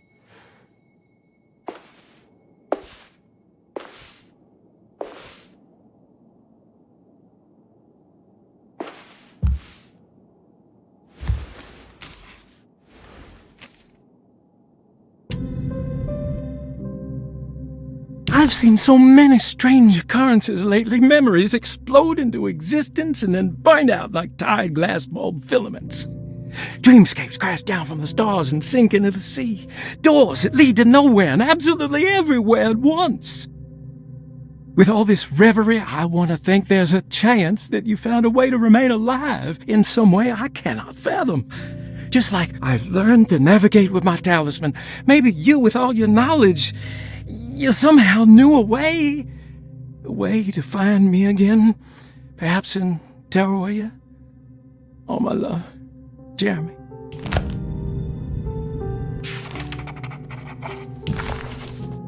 I need to find out more about Jeremy's pact with the Dark Man. He meant to go to Tarawea. Maybe there is something there that would help. She was beautiful. I wonder what happened to her.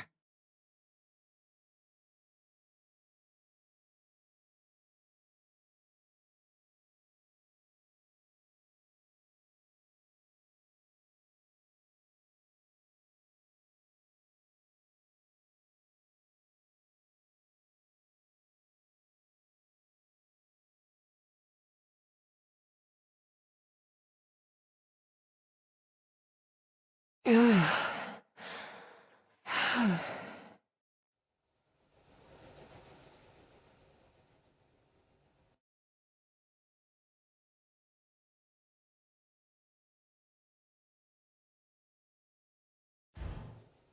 a telescope lens. So why would he lock it in here?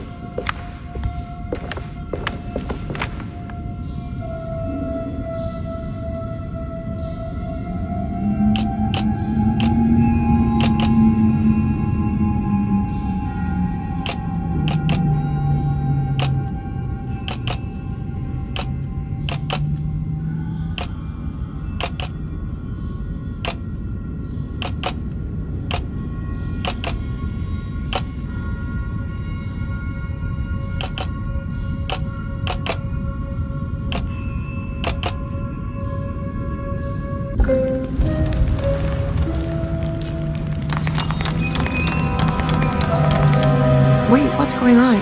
It's entering the numbers by itself? Okay, great, so where is that?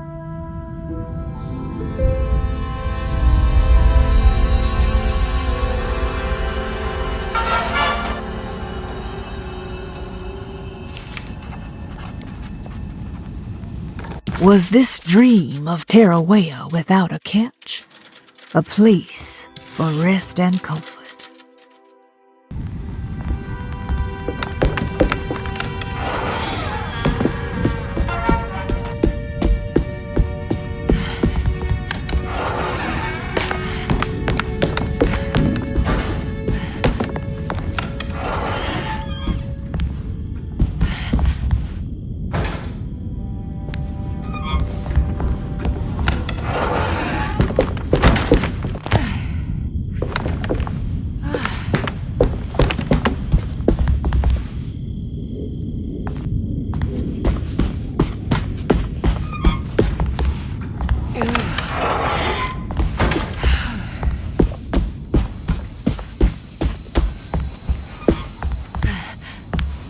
Ah, here we go.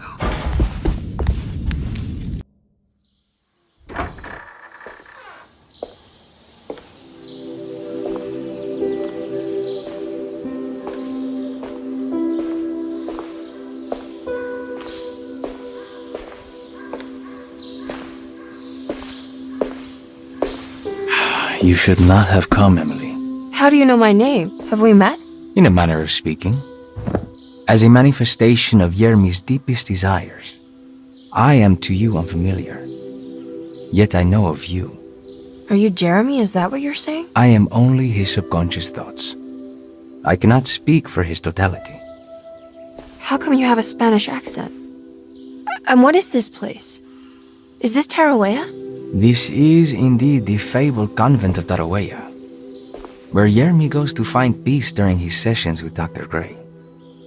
It's all fantasy then. Based on the things he has read and seen. And that includes you. Yes. My name is Juan Luis Jorge.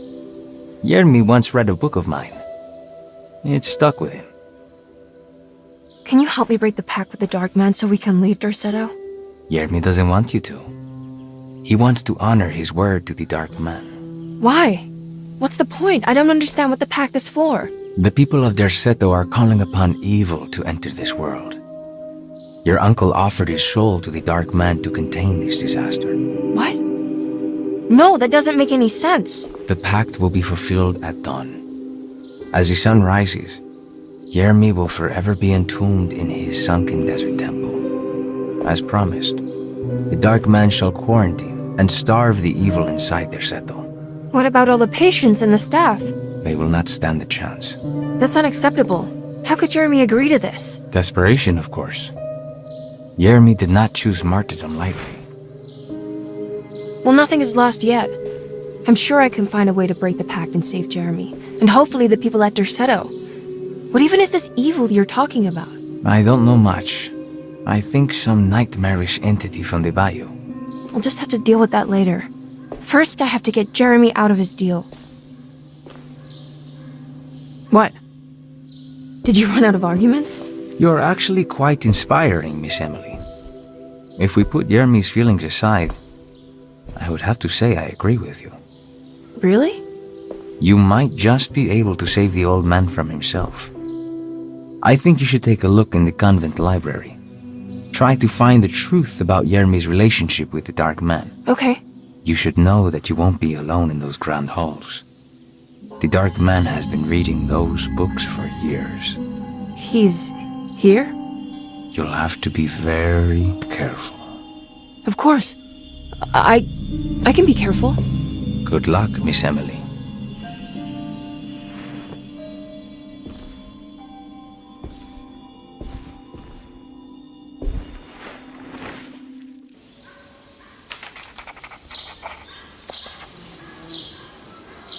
As much as Emily wanted to soak in the comfort of Jeremy's dream and take a seat next to Juan under his Bodhi tree, she knew she couldn't stay. She had to visit the library and find information about Jeremy and his first meeting with the Dark Man.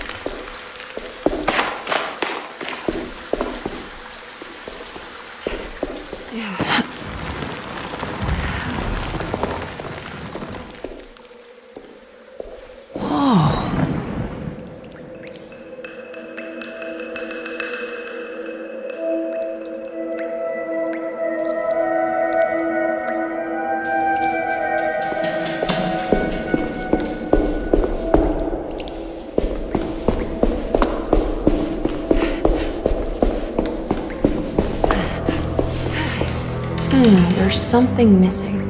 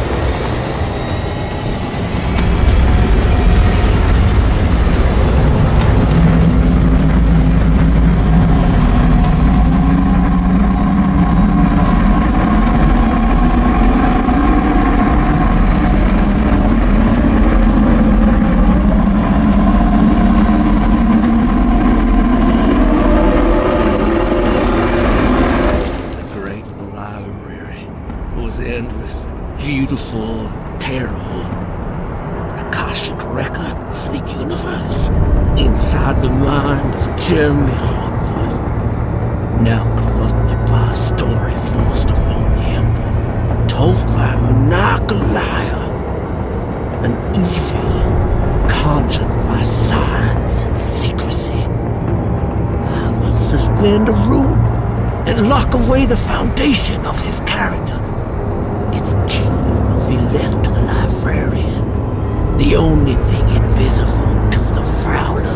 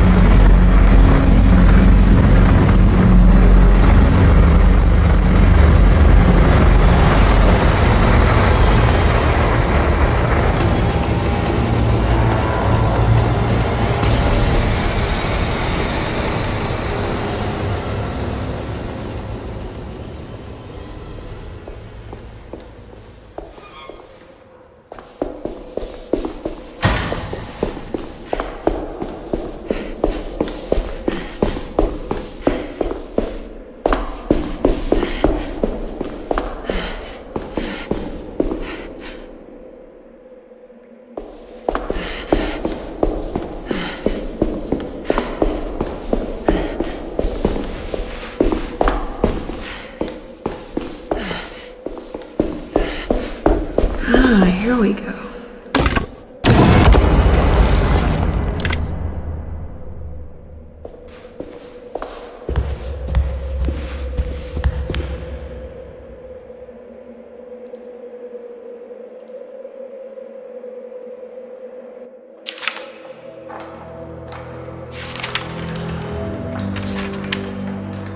It was in the hot autumn that I went through the night with the restless crowds. He was a kind of itinerant showman who held forth in public halls and aroused widespread fear. The New Orleans address of the event is lost, but I remember distinctly the Prext shipping company pressing their contribution. Emily!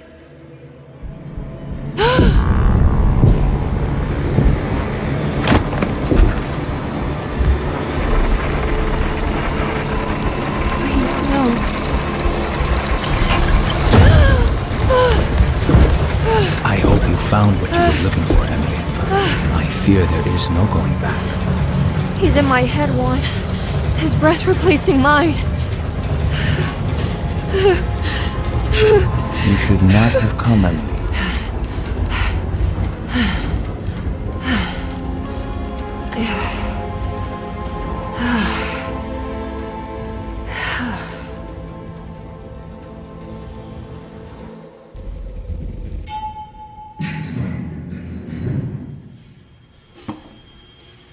Well, if it isn't my new best friend.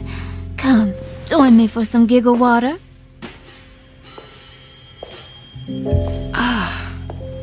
Ruth? Oh, Miss Hartwood, don't tell me you've been out swinging without me. Ruth, what is this place? Where are we? Have you never been to the Maccabean before? Goodness me. Tell me, Miss Hartwood, have you ever considered going out for an evening? Are we in New Orleans? Oh, who can tell anymore? I just went inside the grand parlor and suddenly here I am. The grand parlor? Can I get back to Derceto from here? Are you sure you want to?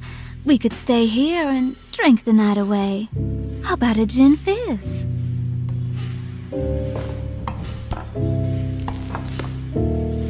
If this is New Orleans, maybe I should go further.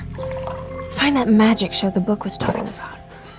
But there was no address, just Prext Shipping Company. Oh, is this about where Jeremy met the Dark Man?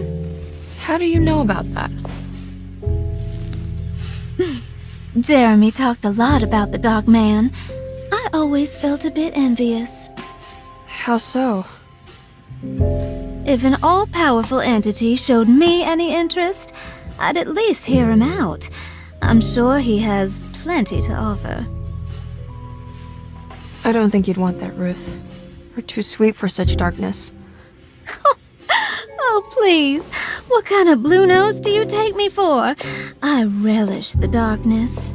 I think it suits me.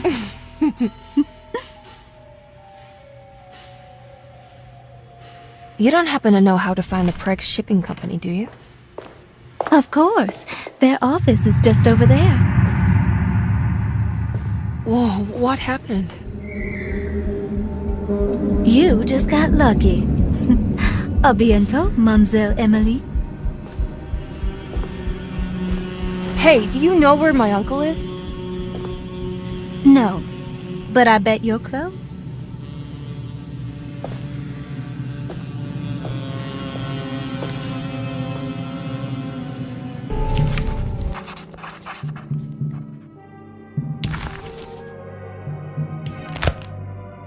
It was in the hot autumn that I went through the night with the restless crowds to witness the enigmatic Black Pharaoh. He was a kind of itinerant showman who held forth in public halls and aroused widespread fear wherever he performed. It was the sort of thrills my father sought out, especially if there was a promise of electrical trickery. The Nolan's address of the event is lost, but I remember distinctly the Prext Shipping Company pressing their contribution in the morning papers. There were rumors of an Egyptian sarcophagus being a part of the act. something which kept me wondering how they had carried that up the seemingly endless stairs. The details of the showman's performance have almost been entirely replaced by dread, the kind that numbs and hides the terror of something unbearable. What is certain is that ever since that night, I can't remember a single day passing without seeing or sensing the presence of a dark man. Preg's Shipping Company. According to the book in the Great Library, they assisted a showman performing somewhere in New Orleans. It's somehow connected to Jeremy's introduction to the Dark Man. I'm sure I could find the address inside.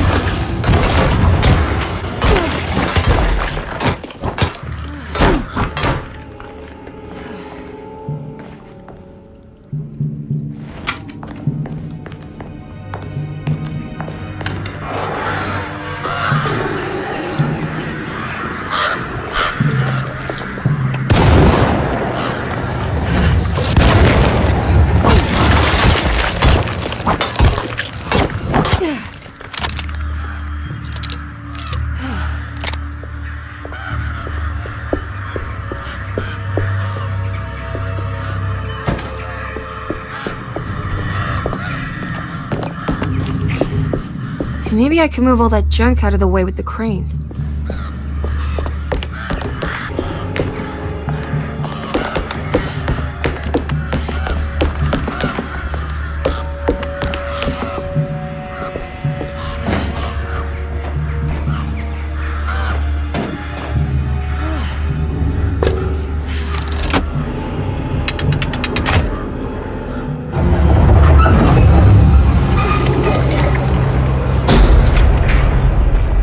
All done.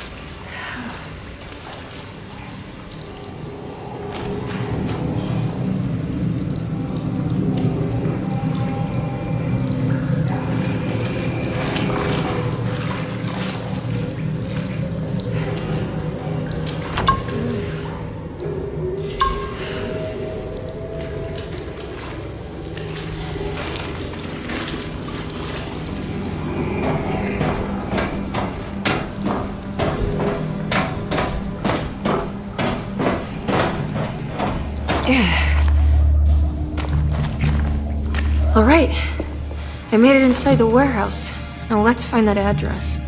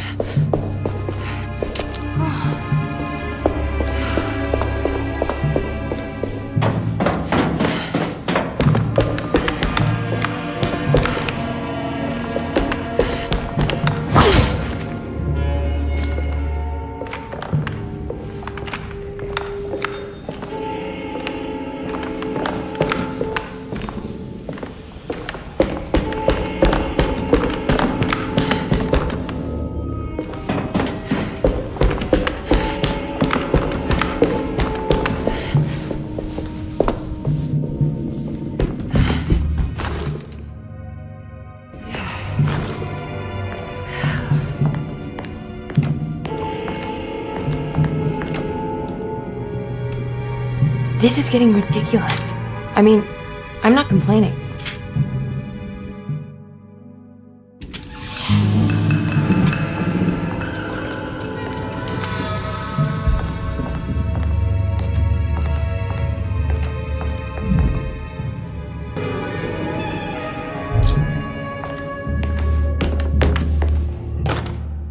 Our ship was raided while in dock. All of his things were recovered, but blood was shed. Several men were carried into the Mississippi River and drowned by ones who live in the deep. All items have now been signed and delivered. Now best keep the papers safe. What is left? Later is right, and hell is back again.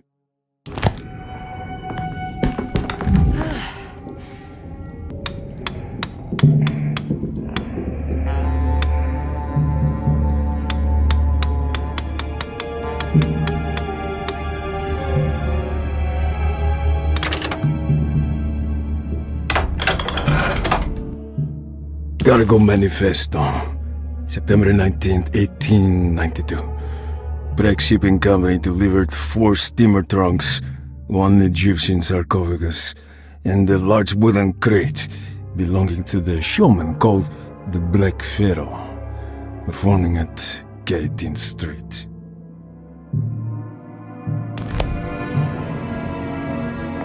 This is it. The address to the theater where Jeremy first met the Dark Man.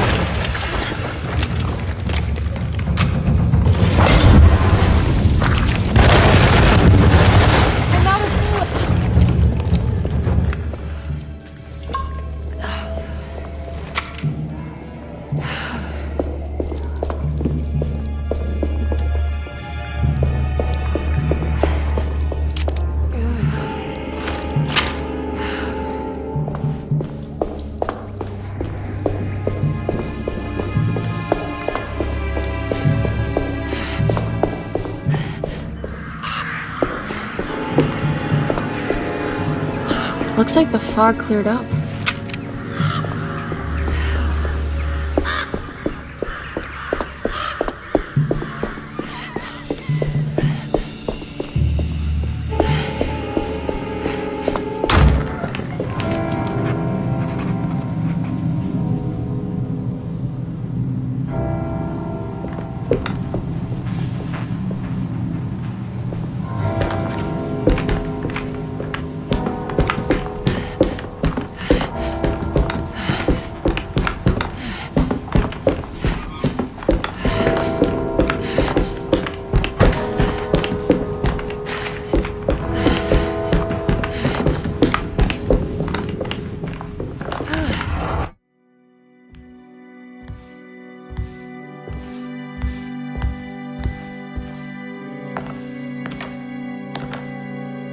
You shouldn't have come. Don't say that. You needed my help. All I wanted was to keep people away from Derceto. Especially you, Emily. You're the only one in the family who forgave me for choosing old age over death. Father still cares for you. He is paying for your treatment at Derceto. To get rid of me! That's the only reason anyone's at Derceto. Someone in the family thought you were becoming an embarrassment. Help me get you out of this mess, Jeremy. I want to take you away. Your father would send me right back. What if I take you up north, to Kingsport? I know Mother still has family up there. I've been thinking about going for a while now. I haven't been to Massachusetts in years. I still paint from memory, you know. That old lighthouse makes for a great motif. Your father and I would go almost every summer.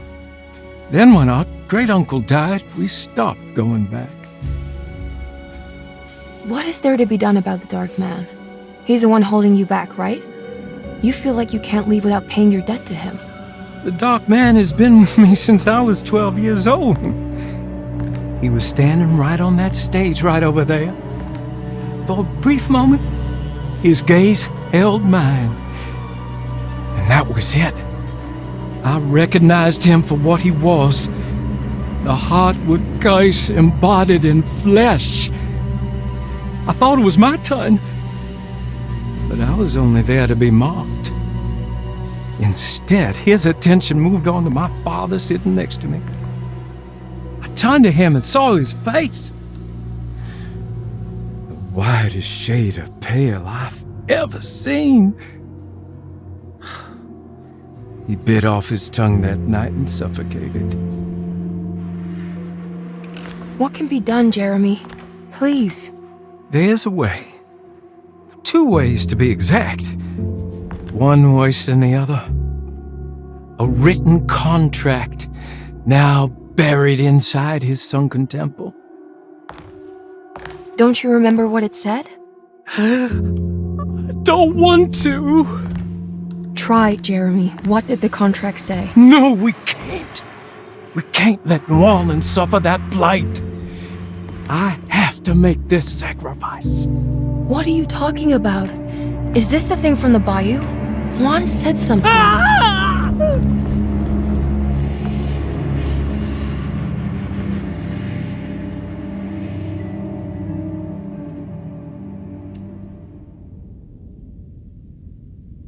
Okay, so there is a way to break the pact, at least. Hidden somewhere inside the Dark Man's temple.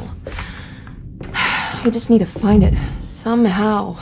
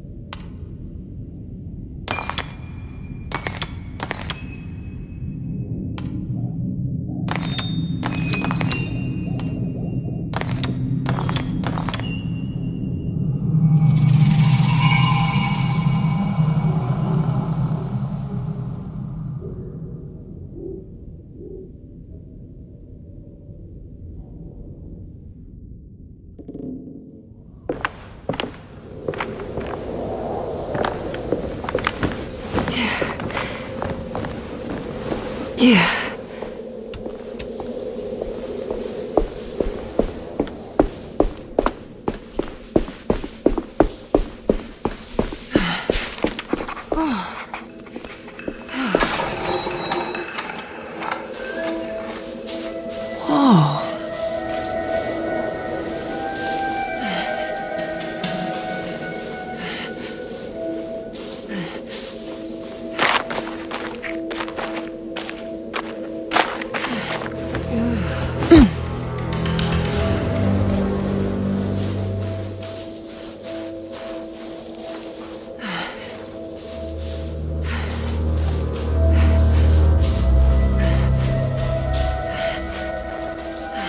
I need to get down there somehow.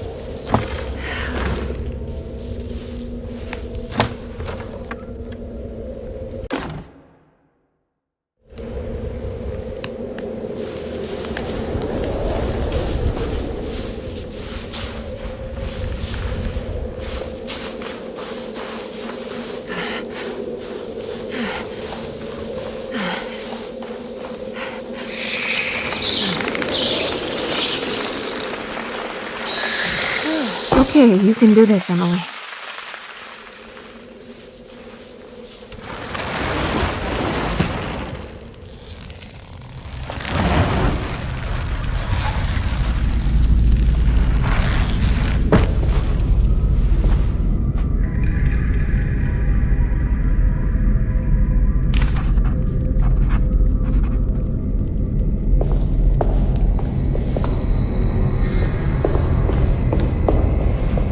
Constellation Taurus. The big star is Aldebaran. It's something to do with the Dark Man. I've seen this in a dream, but as a shallow pit of darkness. This is definitely where the contract is hidden, but how do I get to it?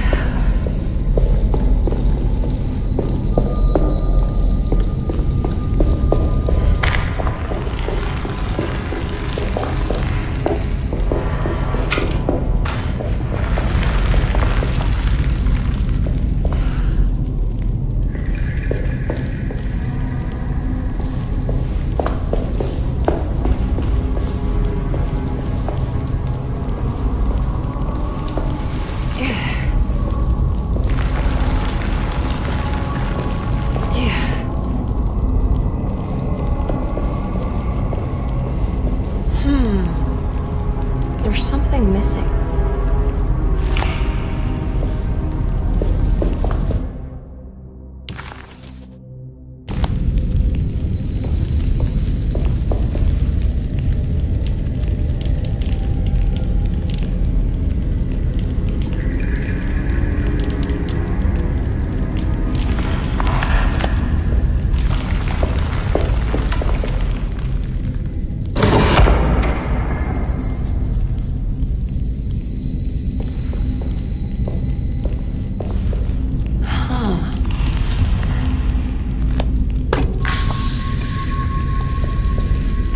I think this one moves. It worked.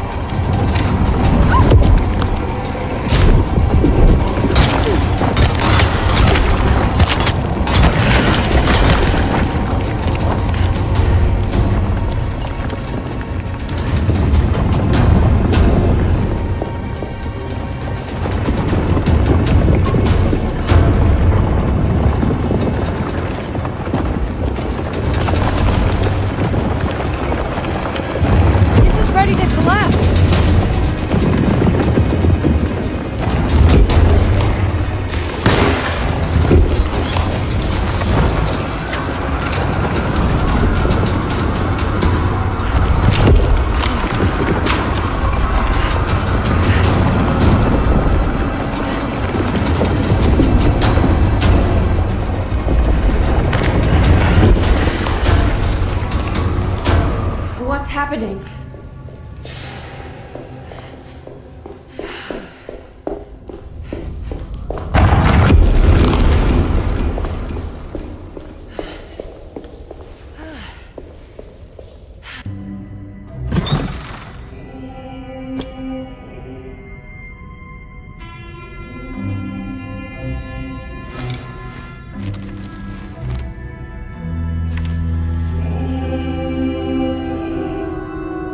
Acknowledge psychological trauma, break through the barriers of self-deceit, temper manic behavior.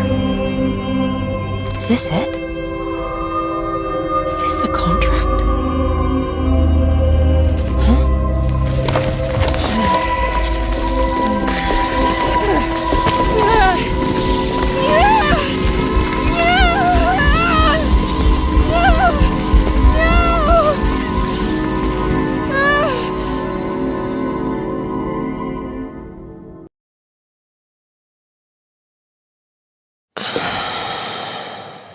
Oh, Jeremy.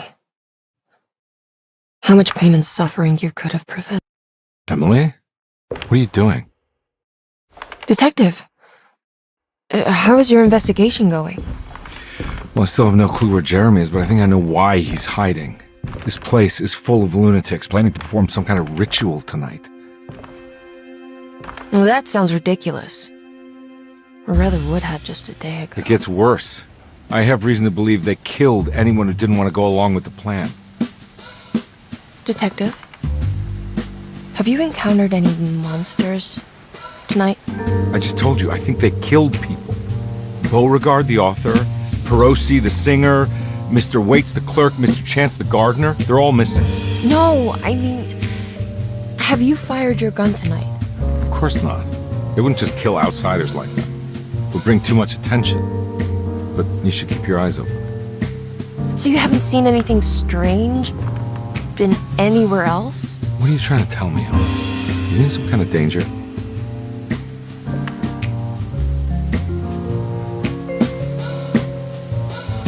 Let me drive you back to New Orleans. I think I have enough. You know, at least get the police to take a look at this case. No, I'm fine. Thank you, Detective. I'll find your uncle, Miss Hartwood. Just stay out of trouble.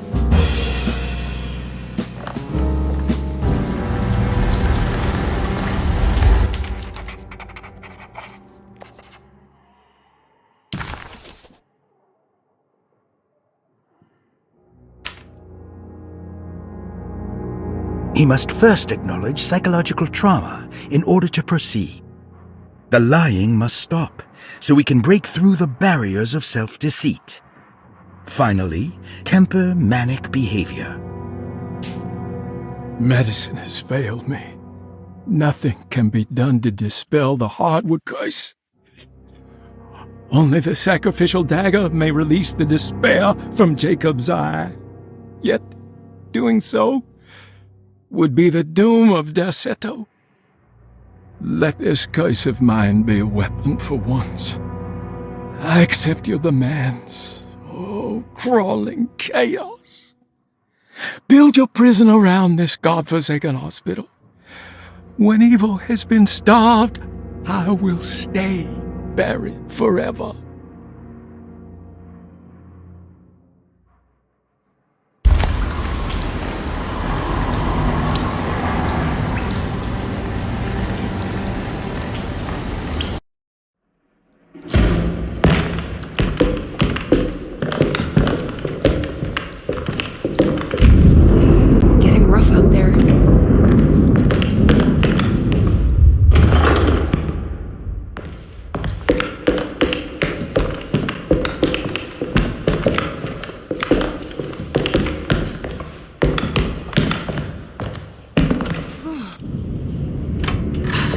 If we could just get rid of Jeremy, everything will go back to normal. That reminds me. I saw Miss Emily earlier. You remember her? You know she's Jeremy's niece. She's looking for him. That's right. She's helping us in her own way. As long as she don't stand in the way of the mother of 1,000 young. I don't think she knows or cares about that. She just here for Jeremy. I've been more worried about that Detective Comer fella. He been snooping around asking all kinds of questions. God, it hurts. I wish you would stop doing that. Gives me the heebie-jeebies.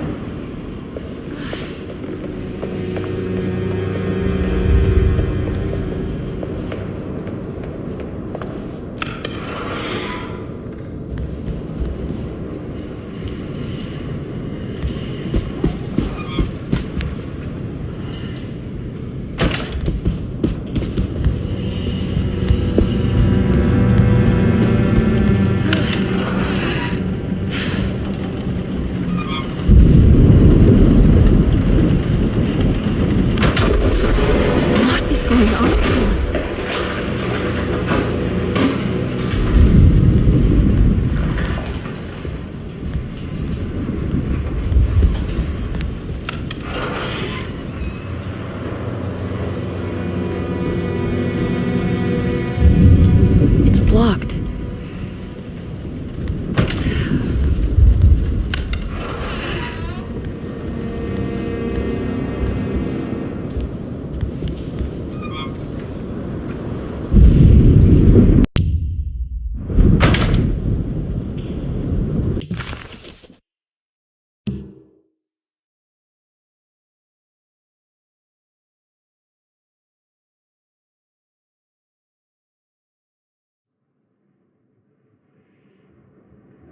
The orderlies, Baptiste and Lottie, were back at Derceto as well, like pieces of Emily's past haunting her.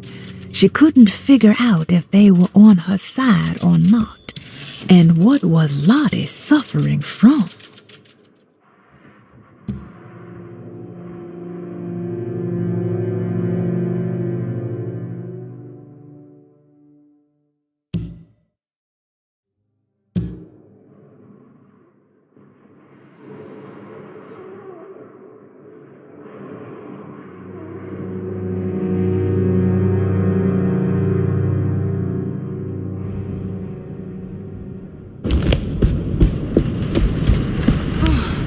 It's blocked.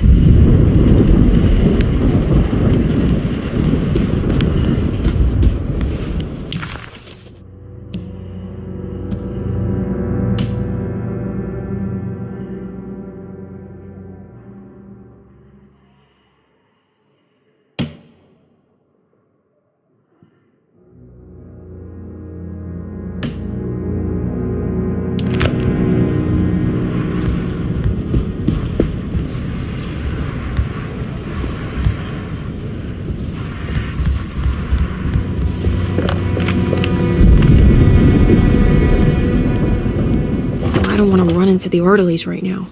I should find another way.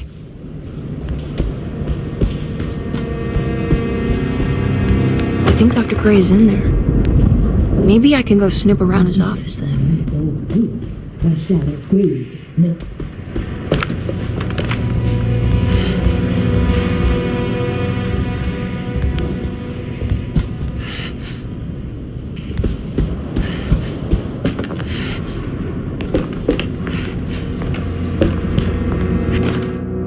We must have faith that Jeremy's pact with the Dark Man is a bluff. If we are lucky, our visitors will find him and prove it's all nonsense before night falls. What is true is our attempt to call on her. Too many things have happened for this evening to be in vain. Think of Jack and Cassandra, even Perosi, whose circumstances I can't understand. Grace is our goat without horns. She knows it and will play the role. You must talk to your brother, Baptiste. I worry that he will fail us. Mrs. Thompson.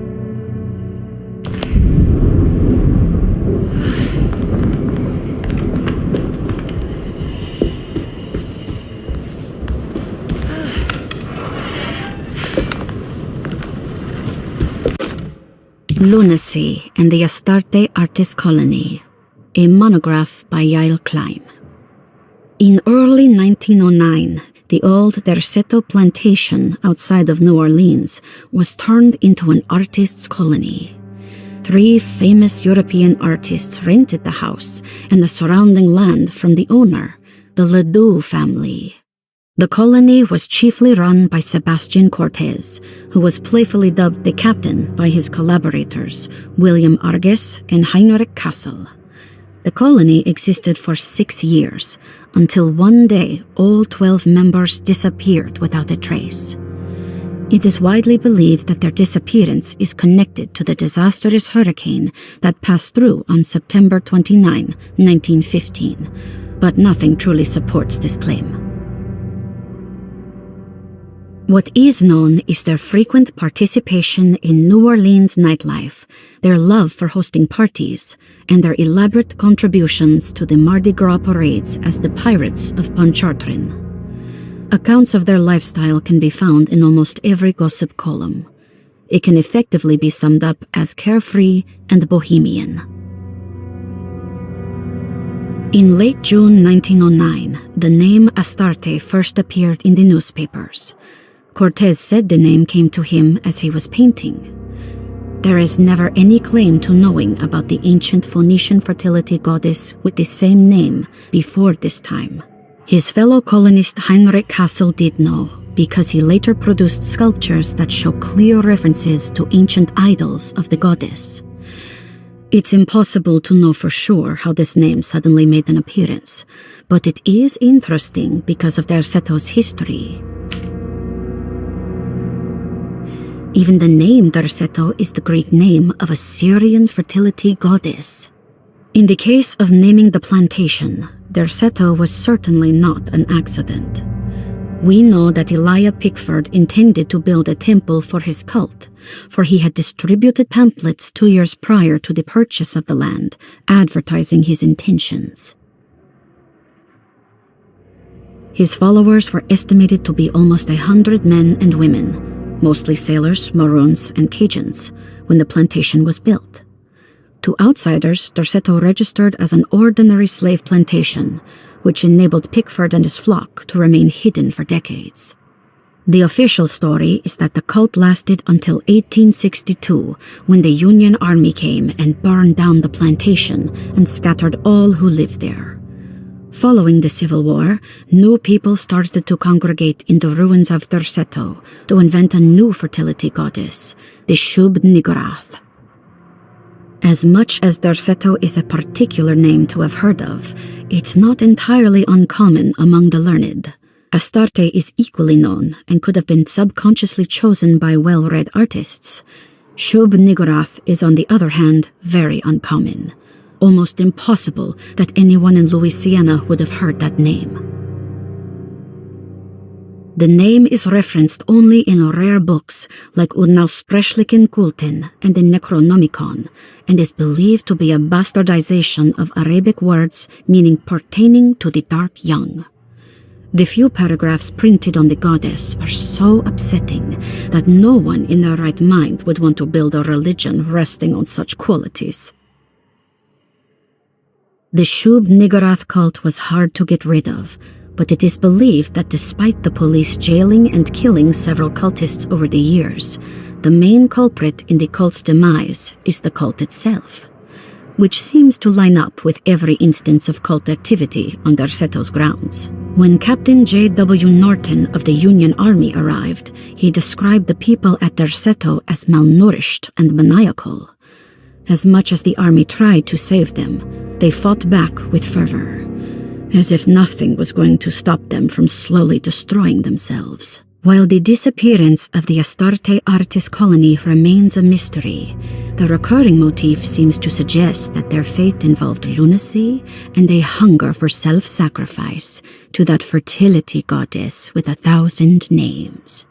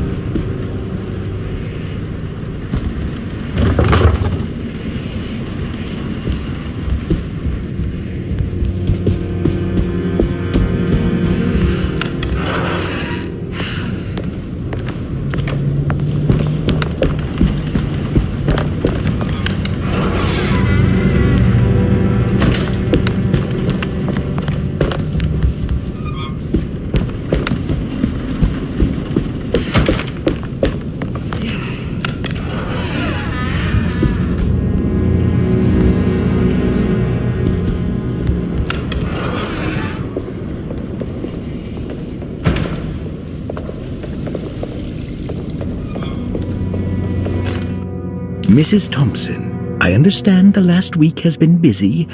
Under these circumstances, I find it important to remind you that Derceto's concerns are not a public matter, nor is it something that should upset you. Please continue your excellent work, and don't spend a thought on the death of Perosi, or, more importantly, the suicide of Cassandra Beauregard. They should mean nothing to you or the staff. I rely on your loyalty, and trust that your close kinship with the Tabois siblings will keep Derceto's secrets hidden. Dr. Gray.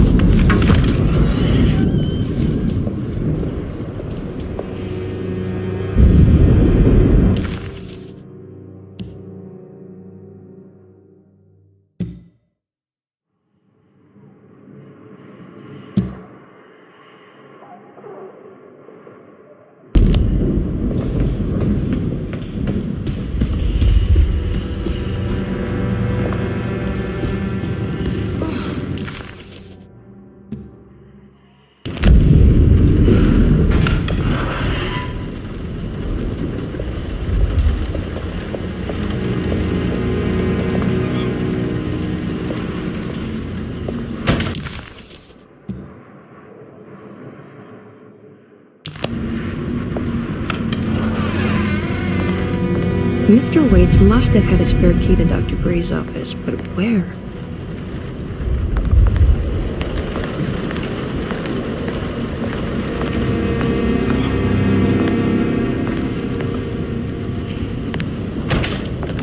I don't know the combination. Wait, maybe I do.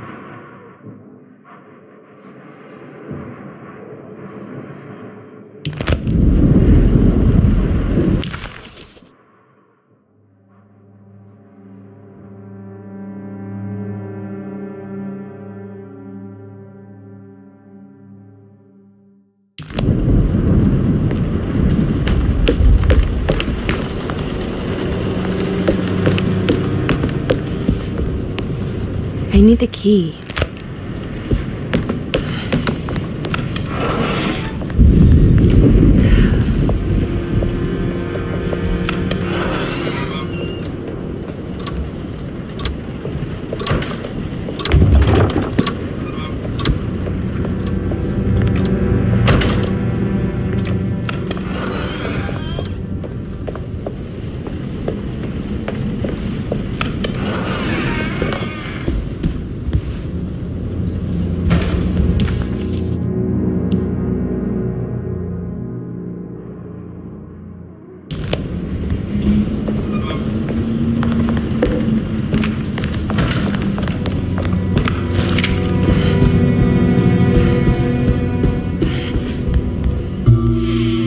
Hey, little lady, how's your evening been going?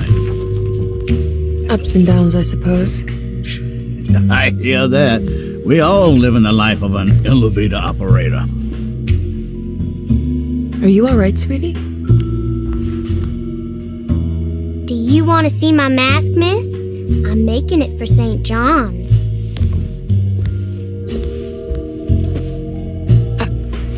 How did you... Is that supposed to be my... Ow! You should learn your place, little girl. Why are you acting this way? What did I ever do to you?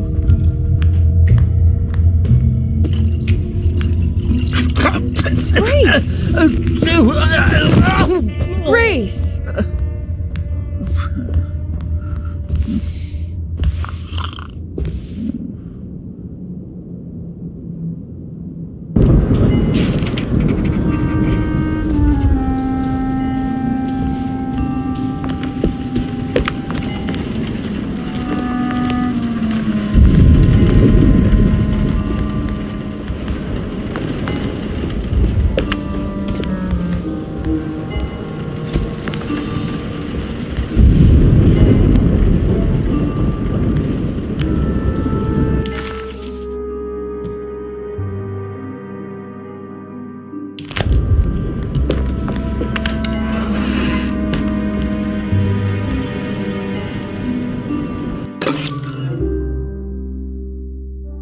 I'll just borrow these. At least he's breathing. I'll just let him sleep it off.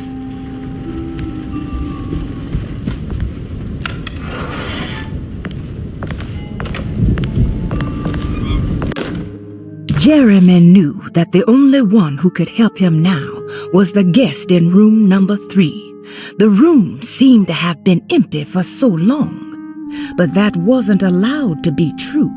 The story needed to be different. To include something from the outside, he would bring the guest back to room 3 and show them what was in that safe. 913. But those were not the right numbers. That was the combination for the safe in the clerk's office.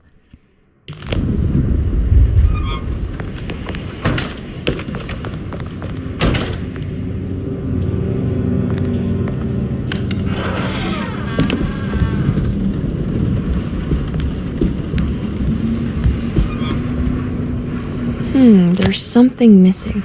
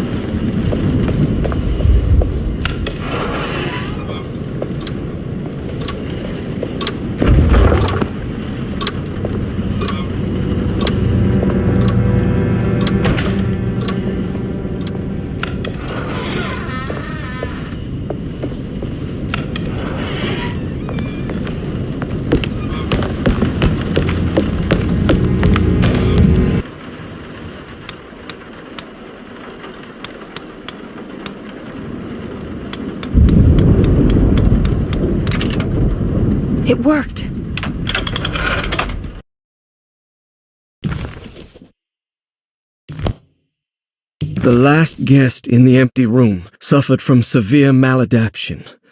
I must write this down, because if I understand the condition sufficiently, it could make me deny this fact at a later date, and there is reason for me to think I may come to suffer the consequences from this dysfunction, as some who came in contact with the guest seemed to adopt a new worldview in which everything was predetermined but broken. Upon accepting this worldview, some memories became unmanageable and later rejected. I do not know what this means. I cannot even remember the fate of the guest. I think they were simply misplaced one day and forgotten. Just like all documents pertaining to this guest, they have all been destroyed, or they never existed in the first place. Who wrote this? There has never been a guest in the empty room.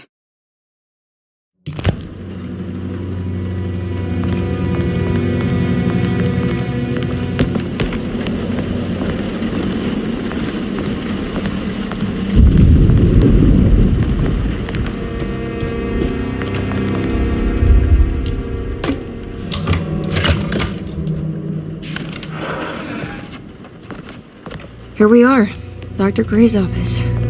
Now let's see if we can find some answers.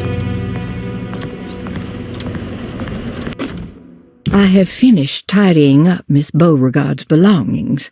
I will leave it to you to contact her agent and have them collect her things. I found one of Grace's drawings she might want back, along with this key in her room, which I believe you've been looking for, Mrs. Thompson.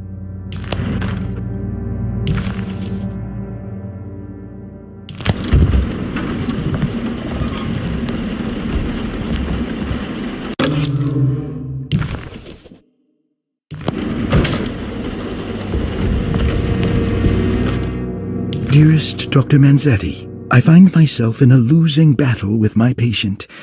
As I've disclosed in my previous letter, his delusions have him completely captured.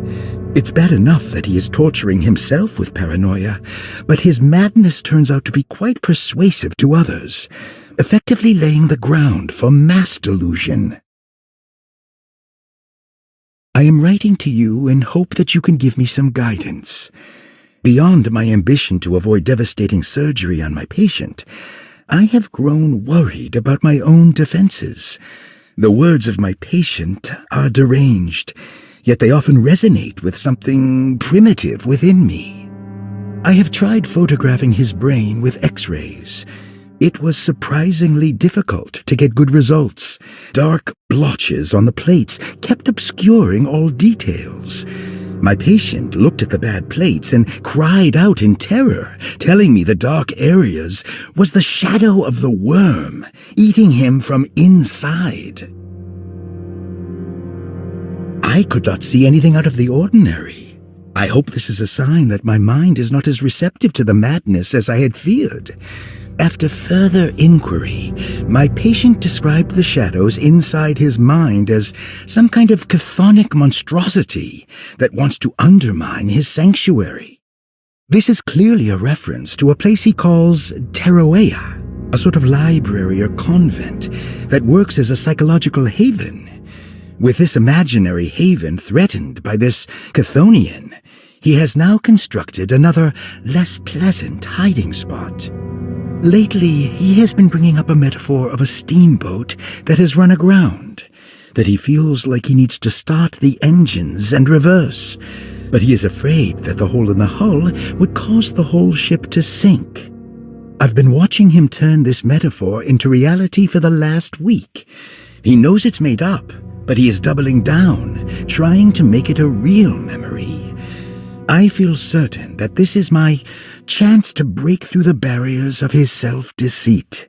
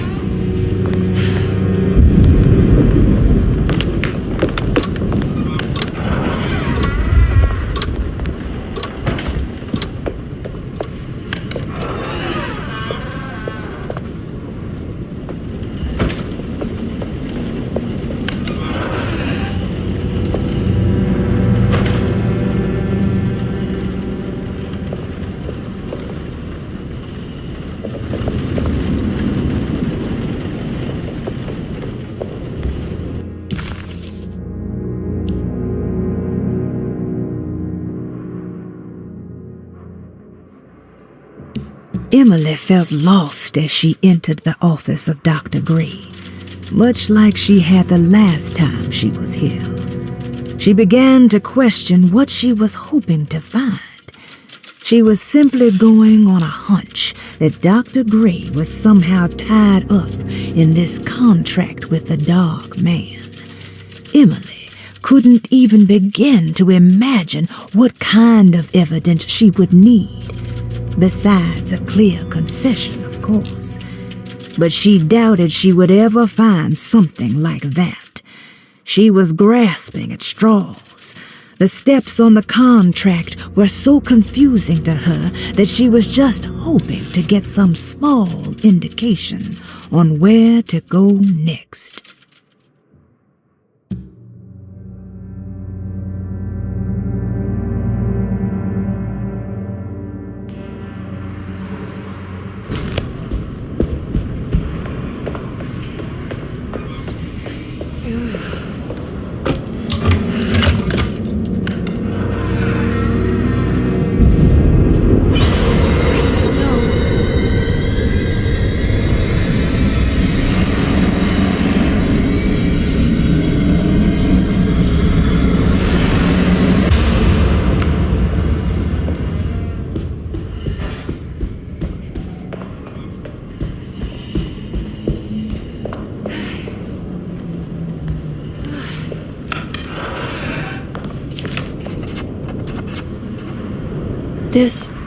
This is my room. I belong here.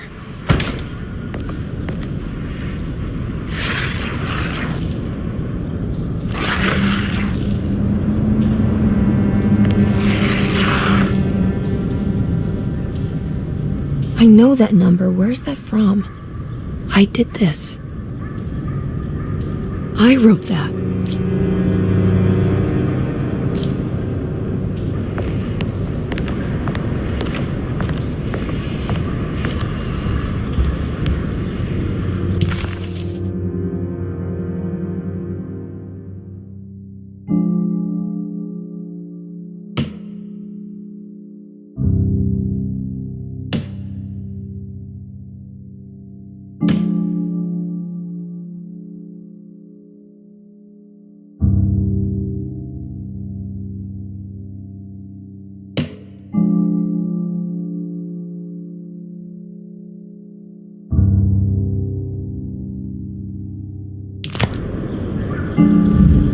I don't know the combination. Wait, maybe I do. When I Get Back, John Marcus, 1918.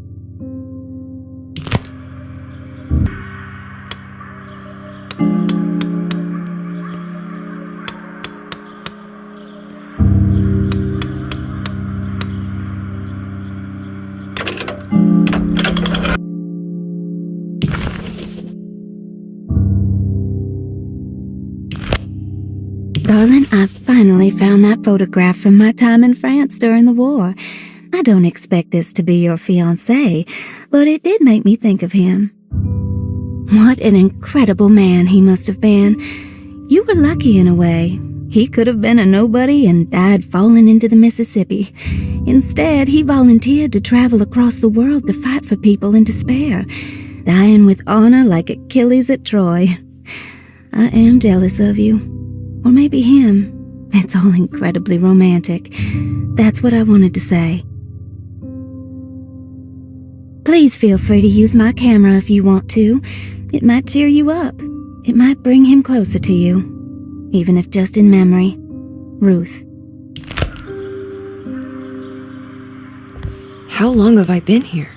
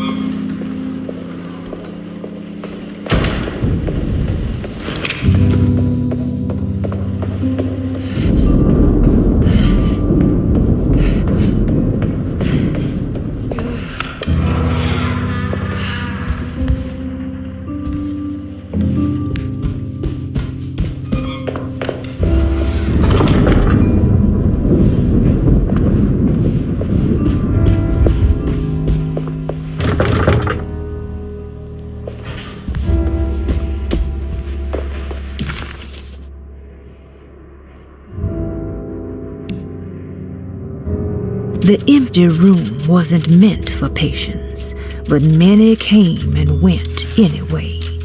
Mr. Waits preferred to keep the door locked. He didn't consciously think so, but his primitive instincts wanted to keep visitors from entering in either direction.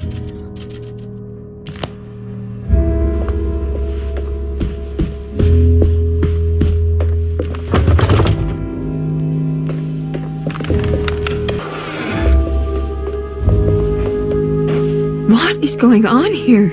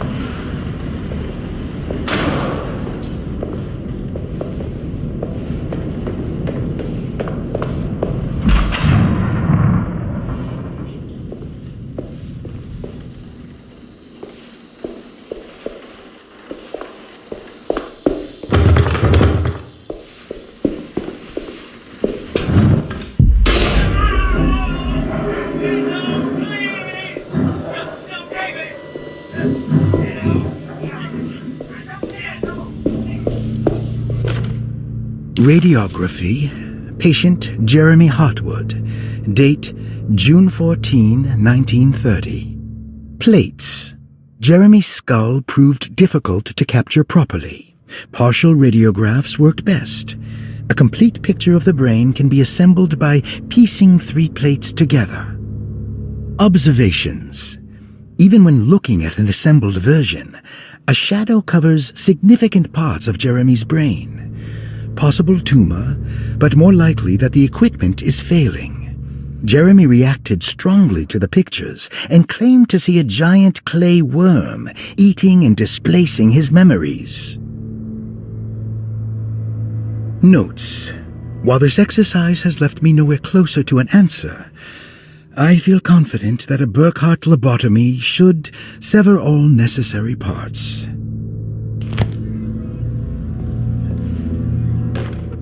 Hypothetical psychosurgery based on the ideas by Burkhardt and the St. Petersburg research could end up saving Jeremy's mind. Severing the connections around the frontal lobe would certainly solve most mental afflictions. The procedure would be brutal in performance, as well as in efficiency. An ice pick pushed through the edge of the eye and into the skull would untether the nerves like Alexander cutting the Gordian knot. As this would likely leave Jeremy in a very different condition, all other paths should first be explored. The medical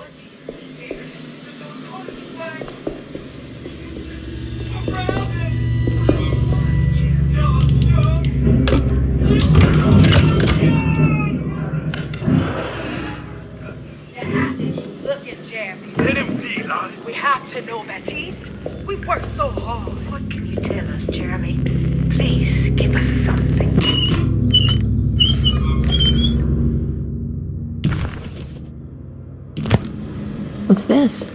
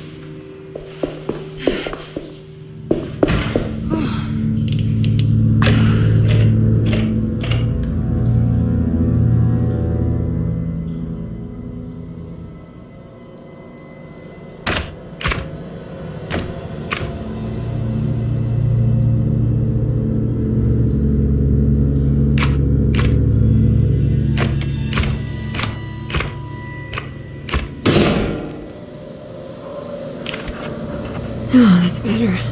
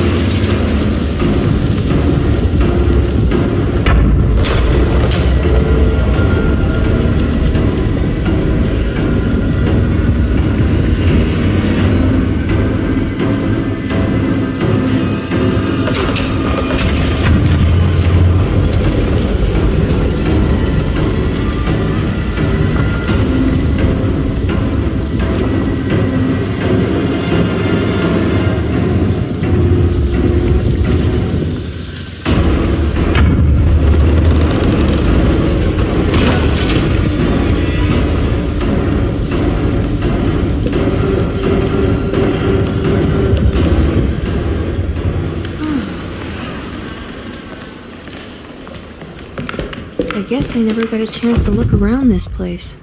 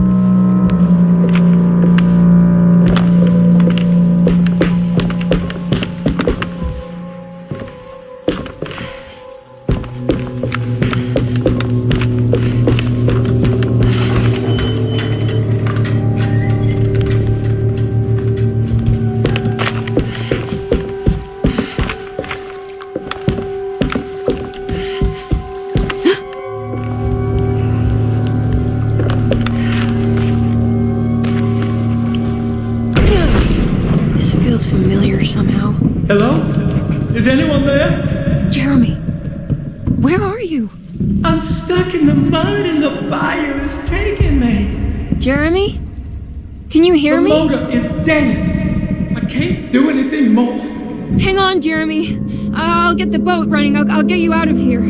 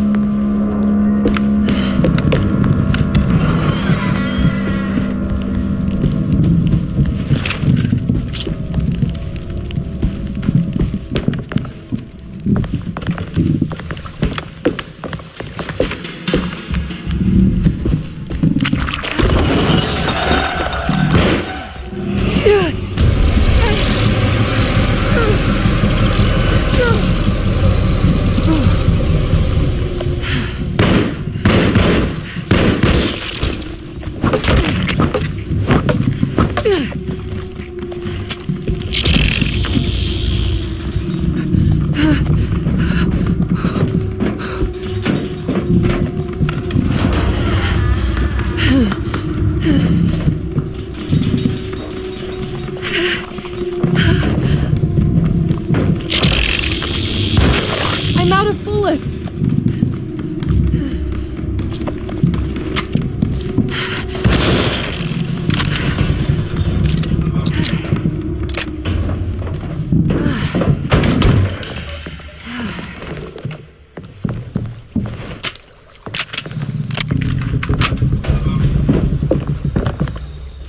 The boat is run aground, crashed right into the bayou.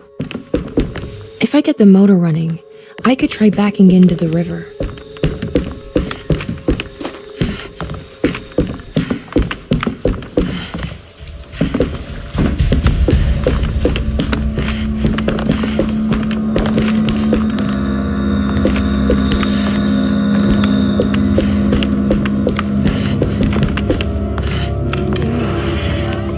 Jeremy, where are you?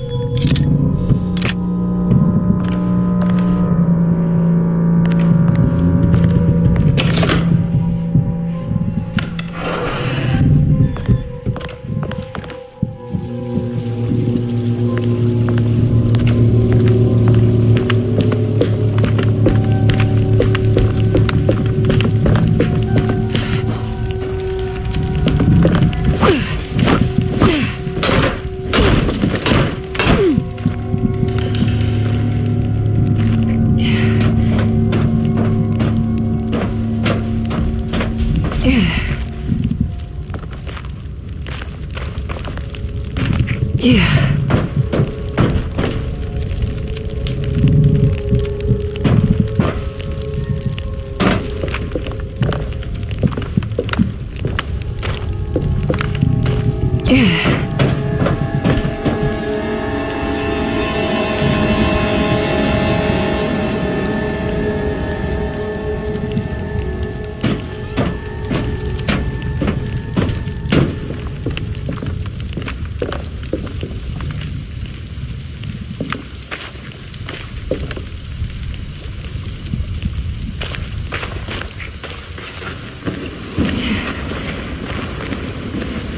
Yeah.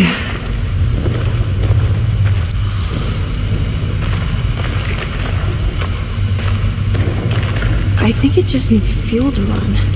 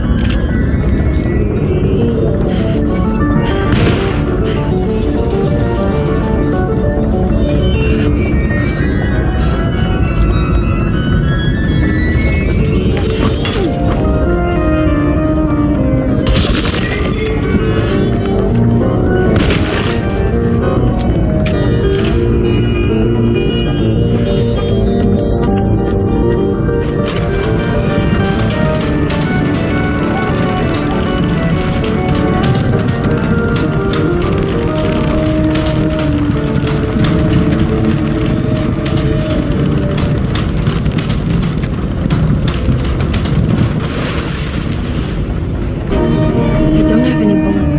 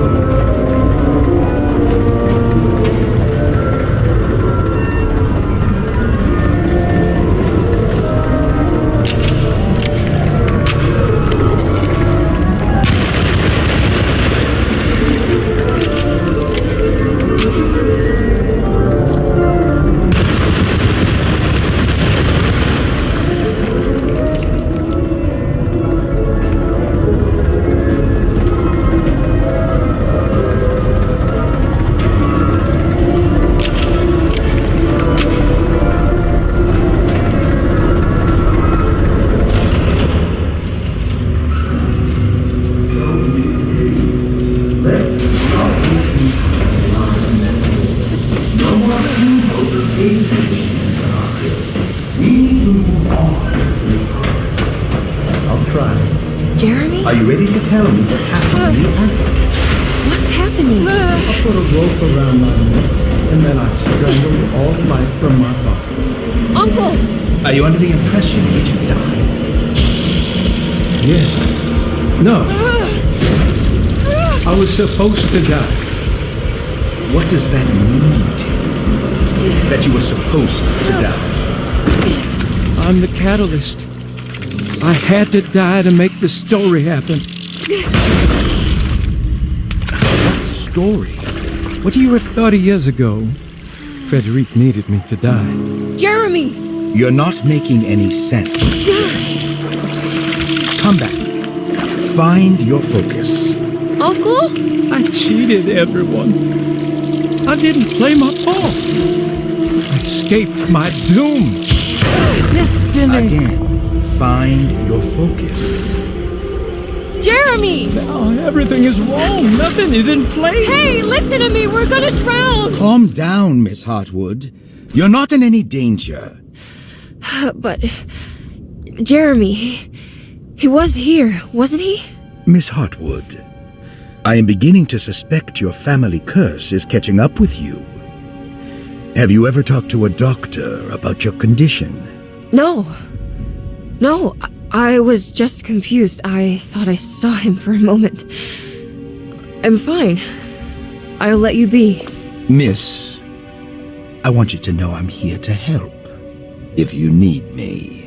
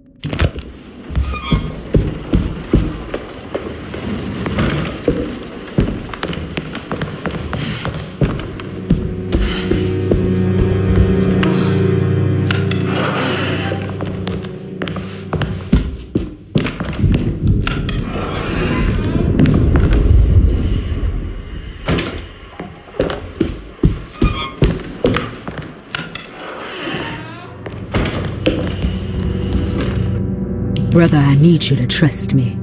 This is the most important moment in our family's history. I know you have doubts and that the terrible Mama Loa told you lies. I would never betray you. I promise.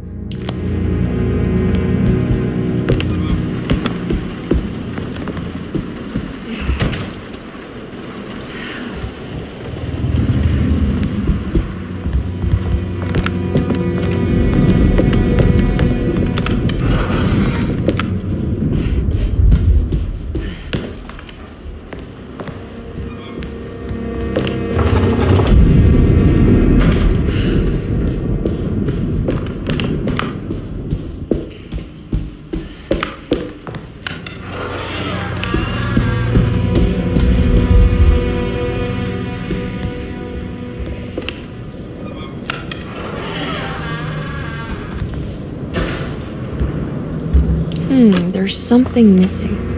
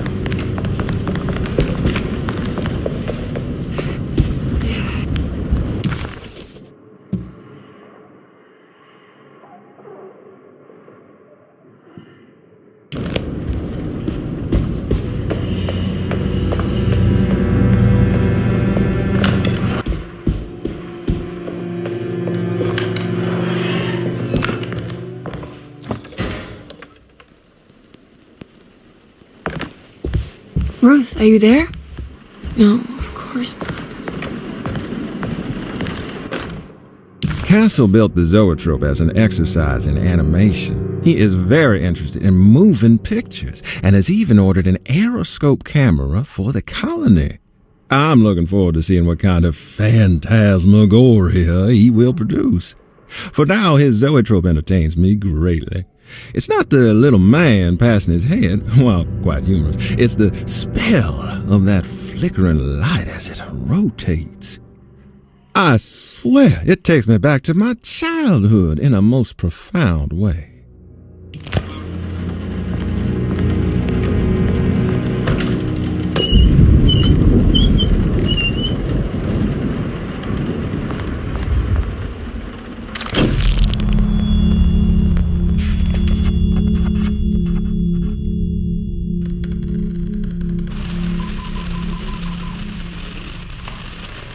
The war in Europe rages on, and America is doing its part to hold back the German aggression.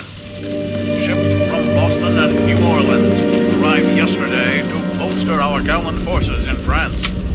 These men will play a crucial role in helping our allies defend the... I'll find you, John.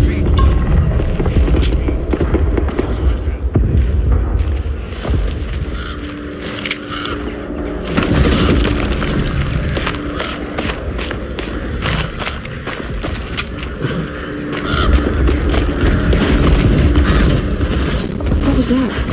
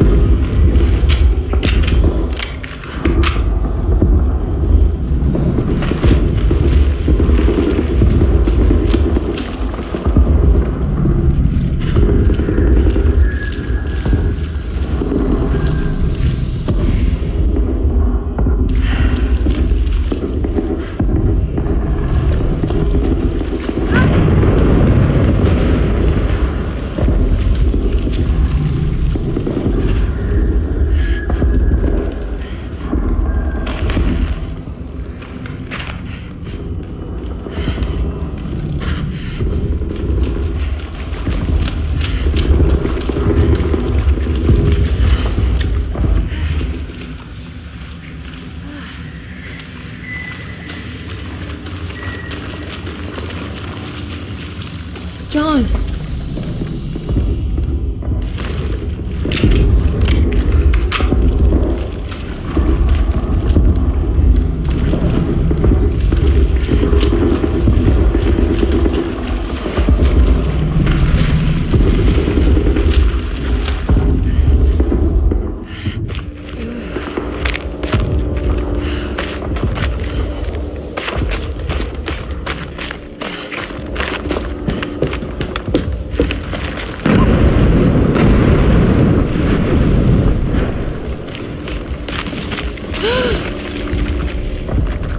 Oh God, I thought I was done with you.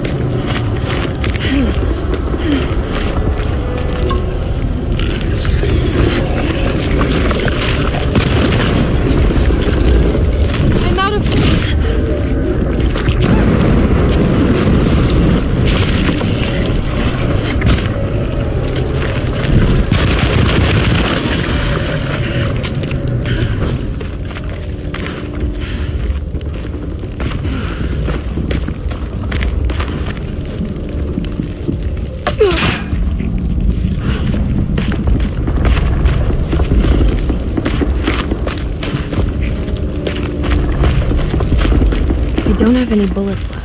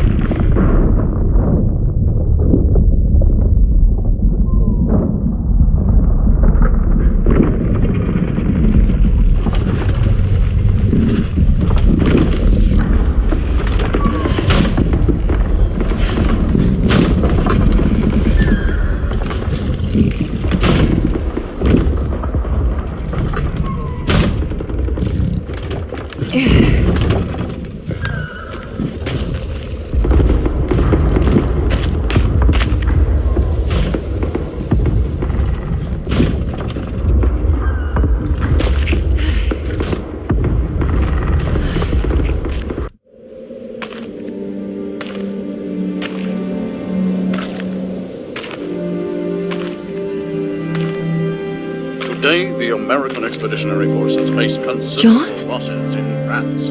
The brave men fallen on these illegal fields will forever be remembered as defenders not of just Europe, but the world. What's the matter, Emily? President Woodrow Wilson spoke to our I can't do this. widows, asking them to stand tall. What's the matter? Remember their husbands. I can't take you dying again. Speak of them proudly, and remember I'm still hurting. What's the matter, Emily? But the war effort in Europe is not our Your death was just so... Death numbers on the home front are on the rise due to influenza known as the Spanish flu. The New Orleans City Council decided to open yet another emergency hospital in the old Derceto plantation.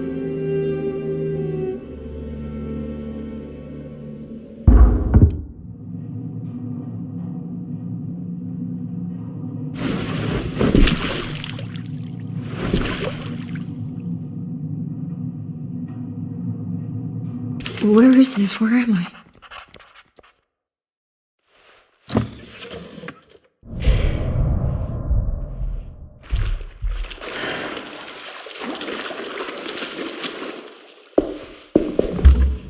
I need the key.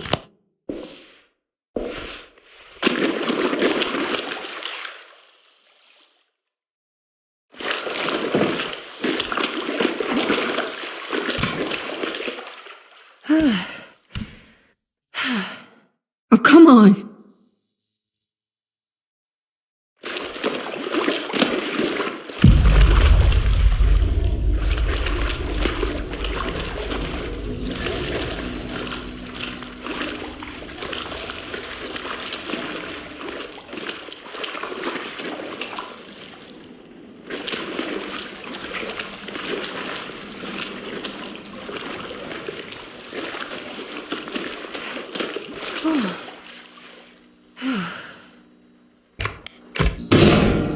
That's better.